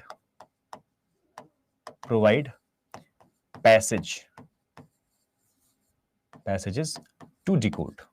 decode मतलब उसको जो भी प्लॉट में कन्वर्ट करना, डिकोड करना मतलब प्लॉटिंग में कन्वर्ट करना, अलग जो भी डिमांड है उसके हिसाब से। सो जो भी पैसेज बेस्ड क्वेश्चन होते हैं उसे हम बोलते हैं verbal reasoning, blood relation, direction, puzzle, sitting arrangement. Now I just give you the example, example में समझेंगे इस बात को हम लोग। पहला, मैं ब्लड रिलेशन का सेंटेंस लिख रहा हूं, तो मान लो हमारे पास पहला सेंटेंस जो है वो ब्लड रिलेशन का है। ए इज द, बहुत simple, father of B. Direction distance,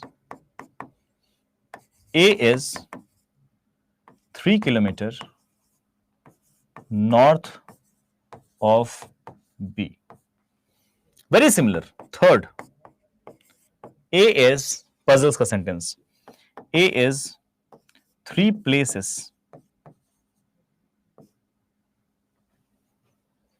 places above B. Fourth, A is second to the left of B. आप खुद ही समझ सकते हैं कि इन सबके सेंटेंसेस में कितना सिमिलैरिटी है. A is the father. यहां रिलेशंस, ब्लड रिलेशन है, तो रिलेशन की important. A is the father of B. A is the, और यहां पे of B common. A is 3 kilometre north to distance and direction हटा दीजिए तो A is of B. यहां देखिए आप, A is second to the left, place और डायरेक्शन छोड़ दीजिए आप, तो भाई A is of B. यहां वही बात है, अबव ग्रामेटिकल यहां गड़बड़ हो जाएगा, अदरवाइज बात वही यहां पर भी है. A is 3 places above B. अब यहां पे ऑफ लगा नहीं सकते ग्रामेटिकल वजह से. ठीक है ना, ठीक है. So I hope you are getting the idea how these verbal reasoning are connected. कैसे ये सब कनेक्टेड है. मैं इसलिए बातें बता रहा हूं आपको, मैं चाहता हूं कि स्टूडेंट ना एक ही, मतलब उसको अलग ना फील हो, उसको समझ में आए कि ब्लड रिलेशन अगर पढ़ रहे हैं तो हम पैसिवली हम इस पे भी काम कर रहे हैं. हम डायरेक्शन डिस्टेंस पढ़ रहे हैं तो सिर्फ उसको नहीं पढ़ रहे हैं, हम कहीं ना कहीं बैकएंड पे हमारा दिमाग इसके लिए भी काम कर रहा है. हम जब सिटिंग पजल्स पढ़ रहे हैं तो हम इन दोनों के लिए और इसके लिए भी काम कर रहे हैं. हम सिटिंग एलिमेंट पढ़ रहे हैं तो इन तीनों के लिए भी काम कर रहे हैं, कहीं ना कहीं passively. This is highly important to understand. बहुत जरूरी है समझना कि ऐसा होता है, ऐसा ही है. ठीक है ना, क्लियर है. So this was the deep analysis of the whole reasoning, like basics of reasoning. हमें इन बातों का अटी जानकारी होना चाहिए, जैसे वर्बल रीजनिंग क्या होता है, या फिर डायरेक्शन के बारे में वो बातें जो मालूम होनी चाहिए, हल्की सी जजमेंट कैसे कर लेते हैं, या फिर लेटर्स के बारे में पूरी जानकारी कि हाँ ये सब बातें पता होनी चाहिए, नंबर्स के बारे में जानकारी होना. तमाम चीजों को हम अगर समझते हैं तो प्लेस वैल्यू कैसे याद करते हैं, या फिर रिवर्स क्या होता है, सब कुछ एक बार मालूम होना चाहिए. तब जाके हम अगर चैप्टर्स में एंटर करेंगे तो आपको, मतलब तभी मैं ये बातें जो बताया हूं आज, मैं जब चैप्टर में ये बातें आएंगे तो भी मैं बता रहा हूँ, शायद मैं आपको समझाऊंगा वहां पर, लेकिन मैं फिर बोलूंगा आपको कि यार बेसिक ऑफ रीजनिंग वाला लेक्चर देख लेना प्लीज एक बार. ठीक है ना. तो आई होप. बाकी इसमें क्या, इसका 3 प्लेसेस का मतलब क्या होगा, गैप ऑफ 2 होगा, क्या होगा, इसमें मत घुसिएगा. अभी मैं आपको सिर्फ इस सेंटेंसेस से ये समझाना चाह रहा हूं, ये सब एक ही थाली के चट्टे बट्टे हैं. आप इनको अलग अलग चैप्टर ट्रीट करते हैं, बट सही मायने में देखें तो आपको इन पूरे चैप्टर्स को एक चैप्टर यहां बोलना चाहिए कि वर्बल रीजनिंग है पूरा पूरा. ब्रॉडली ऑब्जर्व करना. जैसे कि आप कभी ऊपर से आप देखेंगे धरती में अलग लड़ाई चल रहा है कि मेरा 10 मंजिला मकान है, मेरा 2 मंजिला मकान है, मेरा तो एक ही मंजिला मकान है, मेरा तो 15 मंजिला मकान है, मैं तो ये हूं. ऊपर जाके देखेंगे ना तो सारे, सबका हाइट बराबर लगेगा आपको, कि सबका तो छत ही दिख रहा है बस. तो ऊपर उठ के मैं चाहता हूं कि आपको क्लैरिटी रहे कि वर्बल रीजनिंग ही है भैया सब कुछ, तो डरना नहीं है. जो आपके दिमाग में सूडो कॉन्सेप्ट होता है ना कि यार ब्लड रिलेशन बहुत टफ हो जाता है, तो वो डर नहीं होना चाहिए. I want everyone to be like very clear. ठीक है, ठीक है. सो दिस इज हाउ, मतलब इस नजर से, वो गाना है ना कि मेरी नजर तुमको देखूं, तो वही वाली बात है. तो मैं अपनी नजर से चाहता हूं कि आप देखें इन चीजों को जो हमने डिस्कस किया. बाकी ऑफ कोर्स कल हम लोग मिलेंगे डाउट डिस्कशन, या फिर जितने भी आपके समस्या जो भी आपको लग रहा होगा, तो ऑफ कोर्स डिस्कशन चर्चा करेंगे हम लोग कल. और कल के सेशन में भी हम, और भी अभी है सेशन में भी, हम जान ही रहे हैं, रिलैक्स.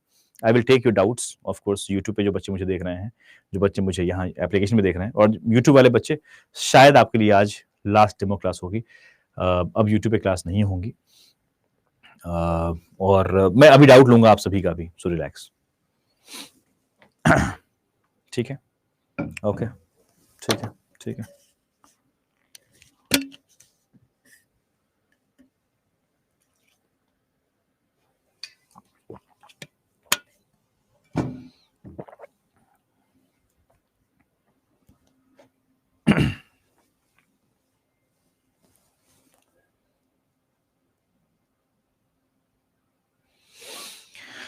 सो मैं आगे बढ़ने से पहले मैं सबसे पहले बता दूं मैं किस बारे में सबसे पहले बात करने वाला हूं, मतलब जिसके बारे में काफी क्वेरीज मेरे पास आई हैं. यहाँ पे हाँ. और सभी लोग, बाकी लोग भी प्लीज पेशेंसली सुनिएगा इस बात को, क्योंकि हो सकता है कि आपके पास भी कुछ बातें इसमें से निकल के आ जाएं. अब जो भी लोग वैसे लोग हैं, जैसे how to prepare for bank exams 2026।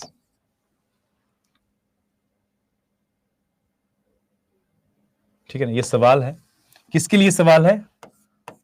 For working candidates जो कहीं ना कहीं जॉब कर रहे हैं।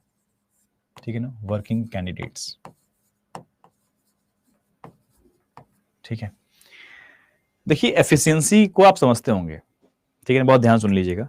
एफिशिएंसी दुनिया में सबसे महत्वपूर्ण है। कई लोग 5 घंटे पढ़ के उतना आउटपुट निकाल लेते हैं जितना शायद कोई 7 घंटे पढ़ के निकालता हो, कोई 8 घंटे पढ़ के निकालता हो। एफिशिएंसी की बात है। तो मैं ऐसा कंसिडर करता हूं कि जो लोग बैंक वर्किंग कैंडिडेट हैं, जो बैंक एग्जाम्स की प्रिपरेशन कर रहे हैं, या वर्किंग कैंडिडेट की मैं नहीं बोल रहा हूं, मैं यहाँ मैं बात कर रहा हूं जो लोग हाउस मेकर हैं, मतलब जो घर में, मतलब या फिर कोई ऐसी फीमेल कैंडिडेट जिनको घर भी संभालना पड़ता है, बिकॉज है ऐसा कोई ऐसा लड़का जिसको अपने पिताजी के साथ, अभी वर्किंग नहीं है उस तरह से, लेकिन पिताजी के साथ दुकान पे काम, मतलब कहीं काम, शॉप संभालना पड़ता है। बिकॉज ऑफकोर्स मैं जानता हूं कि हर सिचुएशन में अलग अलग सिचुएशन सबकी लाइफ का है। तो मैं यहां से इस वर्किंग कैंडिडेट वर्ड लिखने का मतलब मेरा यहाँ पे साफ है, जिनके पास कुछ और भी रेस्पॉन्सिबिलिटीज हैं, जहां पे उनकी जो 24 घंटा है उसमें से एक अच्छा सा वक्त जिनका चला जाता है कुछ रेस्पॉन्सिबिलिटी निभाने में, उन सब की बात कर रहा हूं मैं। ठीक है ना, उन सबको कैसे मैनेज करना चाहिए, प्लीज सुन लीजिएगा ध्यान से बातों को। तो I was talking about efficiency. Efficiency कैसे काम करता है, मतलब तो पहली बात तो मैं समझता हूं कि जो भी लोग अपने रेगुलर काम, जो अपना रेगुलर जो जीवन है उसमें से कहीं ना कहीं वो वक्त खर्च कर रहे हैं, तो उनका एफिशिएंसी थोड़ा ज्यादा होगा, वो थोड़ा ज्यादा मैच्योर होंगे। जैसे एग्जांपल, कोई बच्चा है जो अभी पिताजी का, उनका कपड़े का दुकान है, वो 3-4 घंटे खर्च करते हैं वहां पे, एक समय होता है जब पिताजी जाते हैं और वो दुकान संभालते हैं, तो of course he will be a bit mature. या फिर कोई जॉब कर रहा है किसी जगह पे, किसी कंपनी में, प्राइवेट सेक्टर में, तो ऑफकोर्स थोड़ा सा मैच्योर होगा। मैं ये कंसिडर करता हूं, या कोई भी कुछ संभाल रहा है, लीड कर रहा है, कहीं कुछ मतलब कुछ कर रहा है, वो हल्का मैच्योर हो। कोई एक्स सर्विसमैन हो, वो थोड़ा मैच्योर जरूर होंगे। लेकिन हाँ, अब बात होती है कि कैसे मैनेज किया जाए। सो आई विल सजेस्ट, ये तो खैर सभी के लिए सजेशन होगा, not all the classes should be taken live. सब कुछ लाइव नहीं ले सकते आप, क्योंकि ये बाकी बच्चों के लिए भी, इसलिए बोला था मैं, बाकी लोग भी सुन लेना, है ना, नहीं कि हम इसके बारे में बात करें तो बाकी लोग अपने सुनना है, सुन लेना। होता क्या है, कई बार हम सब कुछ लाइव क्लासेस लेने के चक्कर में हम कुछ चीजें मिस कर जाते हैं, मतलब कि हम खुद की स्टडीज को मिस करते हैं, मतलब सेल्फ स्टडी हमारा गायब हो जाता है। सो आपके अपनी प्लानिंग ऐसी होनी चाहिए, जो जॉब वर्किंग लोग हैं, कि आप अपने जॉब पे जाने से पहले, जॉब जब भी आपकी स्टार्ट होती है, आपको सबसे पहली बात तो बहुत ही डिसिप्लिन लाइफ जीना पड़ेगा। हर वो कैंडिडेट जो वर्किंग है, जो हाउस मेकर हैं, या फिर जो फीमेल कैंडिडेट ने घर संभालना है, या फिर जो लड़का इसको दुकान या फिर कुछ भी पापा का बिजनेस संभालना है, आपको एक्स्ट्रा ऑर्डनरी डिसिप्लिन रहना पड़ेगा, because you are not like a regular student जिसके पास पूरे 24 घंटा अपने हिसाब से प्लान कर लेगा। तो आप जो भी वो कर रहे हैं, उस जॉब पे जाने से पहले आपको अपने लाइफ में 3 से 4 घंटे निकाल लेने चाहिए, एटलीस्ट 3 आवर्स। जैसे कि मान लो किसी को 10 बजे ऑफिस जाना होता है, तो 9 बजे तैयार होगा, या फिर 8:30 बजे तैयार होगा, तो उसका एक बहुत डिसिप्लिन लाइफ होना चाहिए कि वो कुछ भी करके, नो डाउट विंटर का मौसम आ रहा है, फिर भी वो करना पड़ेगा। फिर तो हमें अगर 4 आवर्स आपको टफ लग रहा है, तो मैं कह रहा हूँ चलो 2 to 3 आवर्स, मतलब मुझे पिघलना नहीं चाहिए वैसे तो यहाँ पे, लेकिन फिर भी चलो ठीक है, 2 to 3 आवर्स आपको देना पड़ेगा। जॉब पे जाने से पहले आपको मैनेज करना ही पड़ेगा। ठीक है ना, वाइल ट्रेवल, आपकी जो जर्नी हो उसको आप कैसे मैनेज करते हैं, क्या करते हैं, बट अगर आप जैसे बस से, ऑटो से ट्रेवल करते हो और आपको आधे घंटे का सफर दिख रहा है, उस आधे घंटे को निचोड़ लेना है। ये जर्नी आपकी है, जैसे आप ऑफिस जा रहे हैं या फिर कुछ भी ऐसा, उसको भी यूज करना है। कुछ सुन लिया, कुछ अपने ही जो आपने पढ़ा है उसी को आपने क्या किया, उसको वॉइस रिकॉर्ड कर लिया। कुछ भी याद कर रहे हैं, कल को जीए याद कर रहे हैं, कुछ को करंट अफेयर्स, उसी रास्ते में करंट अफेयर्स आप डेली का देखते हैं रिकॉर्डिंग वे में, आपको ऐसे करके स्पीड हल्का बढ़ा के, ऐसा ऐसा कुछ कुछ कुछ कुछ, ठीक है ना। सो 2 to 3 आवर्स आपको निकालना चाहिए। और जॉब पे आने के बाद, after job you should take out more time. Like हम ऐसा मान लेते हैं कि आप 7 बजे तक आते हैं, तो 7 से आपको यहाँ पे 3 to 4 आवर्स निकालना चाहिए। ठीक है ना, after the job. No doubt आप टायर्ड होंगे, लेकिन इसलिए मैंने पहले ही बोल दिया डिसिप्लिन होना पड़ेगा। दूसरी बात, आपकी अपनी प्लानिंग होनी चाहिए। आपको क्लासेस, आप तो खैर लाइव क्लास देख ही नहीं सकते, बिकॉज आपको लाइव क्लास देखनी भी नहीं चाहिए। जो भी वर्किंग है, अगर निकलता है कोई 1-2 क्लास लाइव देख लीजिए, आप एक क्लास देख लीजिए लाइव, ताकि आपको दिनचर्या मालूम चलता रहे कि हाँ मैं किसी तैयारी में हूं। सारी क्लासेस रिकॉर्डेड भी बहुत खतरनाक है। तो जैसे मान लो 4 सब्जेक्ट है, तो किसी 2 सब्जेक्ट को आप लाइव देखते हैं, 2 को रिकॉर्ड देखते हैं। ये सब पे लागू होती है, सारे बच्चों को बोल रहे हैं ये चीज। अदरवाइज आपके सेल्फ स्टडी और सपोर्ट स्टडी को आप मिक्स करके बर्बाद कर लेंगे। ठीक है ना, तो एटलीस्ट 1 से 2 क्लास ऐसी होनी चाहिए जो आप लाइव ही देखते हैं। जिससे क्या होता है कि आपका दिमाग पता होता है उसे कि मैं किसी काम पे हूं, फिलहाल मैं किसी मिशन पे हूं, एक दिनचर्या बना हुआ है, डे टू डे लाइफ आपका ऐसे चल रहा है, बिल्कुल ऐसे ऐसे करके। तो वो दो जो 24 घंटे जिसके पास टाइम है, जो बच्चा रेगुलर स्टूडेंट है, उनके लिए भी बोल रहा हूँ ये चीज कि आप न्यूनतम आपके पास है कि आप 2 देखिए जरूर लाइव, और जो वर्किंग है वो लाइव पे फोकस ना करें, क्योंकि आप जब तक जाएंगे आएंगे आपके पास लाइव क्लास का टाइम नहीं रहेगा, तो आप रिकॉर्डिंग ही देखें पूरा। कभी ऐसा लगता हो कि यार मैं आज इस टाइम में नहीं हूं, तो आप लाइव देख लीजिएगा, ताकि वो आपको बीच बीच में रियलाइजेशन होता रहे कि हाँ भाई मैं किसी प्रिपरेशन में हूं। ठीक है ना? ओके, नाउ अपना आपका प्लानिंग होना चाहिए, अपना खुद का, जो भी वर्किंग लोग हैं उसकी प्लानिंग अपनी होनी चाहिए। अपना खुद को प्लान कीजिए, प्लान योर सेल्फ और योर जर्नी। आपको खुद के जर्नी को खुद प्लान करना पड़ेगा। मतलब जैसे मान लो आपको सब सारे रिकॉर्डेड देखने हैं, तो आप ये प्लान कर लो कि इस वीकली रिकॉर्ड किस कहां तक मुझे पहुंचना है, और मुझे सिर्फ क्लासेस नहीं देखनी है, क्लासेस तो करनी है, मैं प्रैक्टिस कैसे करने वाला हूं। अब इसमें क्या होगा, जो लोग वर्किंग हैं उनके लिए समस्या ये होगी कि वो सारे सब्जेक्ट कैरी नहीं कर पाएंगे, ना करना है, मत कीजिएगा सारा कुछ कवर आप लोग सब कुछ, क्योंकि आप क्या कर पाएंगे, आप शुरुआती दिनों में आप क्वांट्स को 2 सब्जेक्ट उठा लीजिए, आप जहां पे कलम चलाना पड़ता है, मान लो क्वांट्स उठा लिया आपने और रीजनिंग उठा लिया, ठीक है ना, इसको उठा लिया आपने, बैलेंस लेके चलना पड़ेगा, आपने क्वांट्स और रीजनिंग उठा लिया, या फिर ऐसा कर सकते हैं आप एक हफ्ते आपने पूरा क्वांट्स पढ़ा, एक हफ्ते पूरा रीजनिंग पढ़ रहे हैं आप, ऐसा कुछ भी जहां पे आपको वक्त मिल रहा हो। वीकेंड्स का जबरदस्त इस्तेमाल करना होगा, दैट्स व्हाई आई सेड कि भैया आपको डिसिप्लिन होना पड़ेगा। Weekends should be your the best day. Weekends पे आप इतना निचोड़ लीजिए आप चीजों को कि आप जीए के लिए या फिर बैंकिंग अवेयरनेस के लिए अपने वीकेंड दे दिया, तो आप एटलीस्ट स्कूल रहेंगे कि मुझे वीकेंड में क्या करना है, अपने आप को प्रैक्टिस में इन्वॉल्व रखना है और बैंकिंग अवेयरनेस पूरा पढ़ना है। जितना क्लास हो चुका होगा इस हफ्ते में बैंकिंग अवेयरनेस का, वो सब देखूंगा मैं कहां, वीकेंड पे सीधा एक बार में नोट्स बनाऊंगा। एक बार बैठ गया दोपहर में, भैया संडे को सुबह नाश्ता करके बैठे तो शाम तक क्या कर रहे हैं, सिर्फ बैंकिंग अवेयरनेस पढ़ रहे हैं, dedicated. Do not involve yourself anywhere. आपने रात में बना दिया भैया, रात में ना एक काम करता हूं, मेरा मैथ्स का मैंने प्लान किया था यहां तक होने का, नहीं हो पाया, काम करते हैं संडे को ना हमारा वीकेंड जो रहेगा, शनिवार किसी को मिल रहा है वहां पर भी ये सेम काम कर सकते हैं आप। तो वीकेंड्स को जबरदस्त यूटिलाइज कीजिए, बहुत लोड मत दीजिए, अपने चैप्टर वाइज प्लानिंग कीजिए कि मुझे अल्फा न्यूमेरिक सीरीज रीजनिंग में यहां तक यहां खत्म हो रहा है, तो मेरा भी इस डेट तक खत्म हो जाना चाहिए। ठीक है, प्रैक्टिस के साथ। क्वांट्स में मुझे लग रहा है कि सर ने स्पीड मैथ्स यहाँ बैच में खत्म हो गया, दक्ष में या जहां भी पढ़ रहे हैं आप, तो आपको या फिर कहीं और भी पढ़कर कुछ भी कर रहे हैं आप, मतलब जहां भी खत्म हो गया तो आपका भी उसके हिसाब से प्लानिंग होनी चाहिए। जिस टीचर को आप कैरी कर रहे हैं, जिसके साथ पढ़ाई कर रहे हैं, उसके स्टडी प्लान के साथ सिंक कर लीजिए अपने आप को, लेकिन टाइम लेके थोड़ा सा आप, ठीक है ना। रिकॉर्डेड देखना है तो आप टाइम लेके उसको प्लान कर लीजिए सब कुछ। प्रैक्टिस में मैं ऑब्जर्व किया हूं कि जो लोग वर्किंग कैंडिडेट हैं उनके साथ समस्या ये होती है कि वो प्रैक्टिस में चूक जाते हैं। मेरे पास कई इनपुट्स आते हैं, सर मैं क्लास देख लिया था, प्रैक्टिस नहीं कर पाया था, तो वैसी क्लासेस मत देखिए, फिर देखिए ही मत, क्यों एनर्जी बर्बाद करना है फिर, समझ रहे हैं, मतलब कोई मतलब ही नहीं बनता फिर एनर्जी बर्बाद करने का, इससे बढ़िया मत ही देखिए फिर। तो बेटर ये है कि आप चाहे आप 5 चैप्टर ही पढ़ें, लेकिन उस 5 चैप्टर को ऐसा कर लीजिए कि भैया उस 5 चैप्टर के पूरे प्रैक्टिस करके बर्बाद कर चुके हैं, उस पर आपको मलाल नहीं रहना चाहिए कि इस 5 चैप्टर मेरा हो गया, देख लिया मैंने, लेकिन इस 5 चैप्टर का प्रैक्टिस बाकी है, तो आप छठा चैप्टर नहीं देख पाएंगे ढंग से। ये सेम चीज लागू होती है इस तरीके से कि आपने एक लेक्चर पूरा देख लिया, एक टॉपिक पूरा देख लिया अपने लेक्चर, तो आपका कर्तव्य है कि पहले उस चैप्टर को कंप्लीट कीजिए, जितने सवाल हो सकते हैं 5 सवाल धंस दीजिए, तब आगे बढ़िए। So that is the importance. No need to go for live classes to all the students जो कि वर्किंग है या फिर कहीं ना कहीं आपको एक जिम्मेदारी है जिसको निभाना पड़ रहा है, आपको वक्त नहीं है, लेकिन प्लान करना बहुत जरूरी है, बहुत ज्यादा आवश्यक है। आई विल ट्राई कि मैं एक जो डीडीटी देता हूं ऐसा कोई प्लानिंग बना सकूं वर्किंग के लिए अलग से, कि the plan for 2026 banking aspirant, because हम सबको मालूम है कि, लेकिन वो फिक्स आप उसको हिला सकते हैं, मूव करा सकते हैं उसको। मुझे हम सबको मालूम है कि अगस्त के महीने में एग्जैक्ट परीक्षा होगी शुरुआती दौर में, तो हम अभी से किन चैप्टर्स को रीजनिंग में या मैथ्स में कहां पे कवर कर लेना चाहिए आपको, इस तरह कुछ प्लानिंग आप कर सकें, या फिर मुझे करना हो तो मैं भी कर लूंगा और आपको मैं प्रोवाइड कर दूंगा, कोई इशू नहीं है, ठीक है। I will try to make it, but not been hurry कि हाँ सर कल दे दो परसों दे दो, रुक जाओ, आई विल मेक इट, ठीक है। ठीक है, रेगुलर स्टूडेंट्स के लिए क्या बताएंगे आप? रेगुलर स्टूडेंट के लिए मैं बोलूंगा कि यार अगर आप रेगुलर स्टूडेंट हैं तो आपको भाई सेम बात में 2 लेक्चर्स कम से कम, 2 सब्जेक्ट को आप लाइव लेके चलेंगे, 2 सब्जेक्ट आप रिकॉर्ड लेके चलेंगे, 2 subject live, 2 subject recorded, confirm, उससे अधिक मत कीजिएगा। अगर आप 3 क्लासेस लाइव देखने जाएंगे तो बर्बाद हो जाएंगे आप। मैं हर साल देख रहा हूं इस चीज को। समस्या क्या होती है, बच्चा डिसिप्लिन नहीं रह पाता फिर, किस मामले में, प्रैक्टिस के मामले में, क्योंकि वो ओवरलोड हो गया ना, वो फंस गया, वो मतलब उसको सब कुछ। तो आप ऐसा प्लान कर सकते हैं, 2 लेक्चर्स ऐसे उठा लीजिए जो लगातार हो, कॉन्टिन्यूस चल रहे हो, ऐसे 2 लेक्चर जो कॉन्टिन्यूसली टाइप से चल रहे हो, उसको आप लाइव देखते हैं, क्योंकि लाइव ले लिया आपका एक टाइम फ्रेम में आपका 2 लेक्चर हो गया कवर। अब क्या करेंगे, आप प्रैक्टिस में बैठेंगे। फिर थर्ड जो आपका कहीं पे हुआ होगा लाइव, उसको आपने रिकॉर्डिंग रात में अपने हिसाब से, अपने कंफर्टेबल टाइम के हिसाब से देख लिया आपने। या फिर हो सकता है ऐसे बैंकिंग अवेयरनेस है, उसका आपने ऑल्टरनेट डे से प्लान बना लिया भैया आपने, कि भैया मैं हर दूसरे दिन में बैंकिंग अवेयरनेस के 2 लेक्चर देखता हूं, उसका नोट बनाता हूं, ठीक है। या फिर मैं अल्टरनेट डेज में जो लेक्चर हो रहे हैं उसको देख लेता हूं, मतलब मैं जो रेगुलर लेक्चर होते हैं तो वीक के 3 मंडे ट्यूसडे वेडनेसडे वाले लेक्चर अगर रेगुलर होते हैं बैंक अवेयरनेस के लेक्चर, तब मंडे ट्यूसडे वेडनेसडे के लेक्चर में देखता हूं अपने मंडे वेडनेसडे और फ्राइडे में, और जो उधर के थर्सडे फ्राइडे वाले लेक्चर उसको मैं देखता हूं संडे में। ऐसा कुछ प्लान कीजिए, लेकिन प्लान कीजिए, you need to just write it all and you need to do it.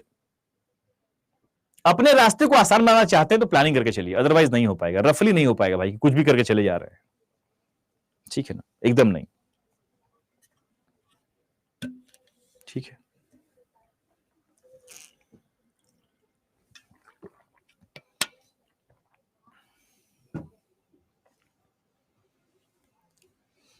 यार सक्षम दुबे, मुझे नहीं पता अभी इस बारे में, मैं बता दूंगा आपको नेक्स्ट क्लास में।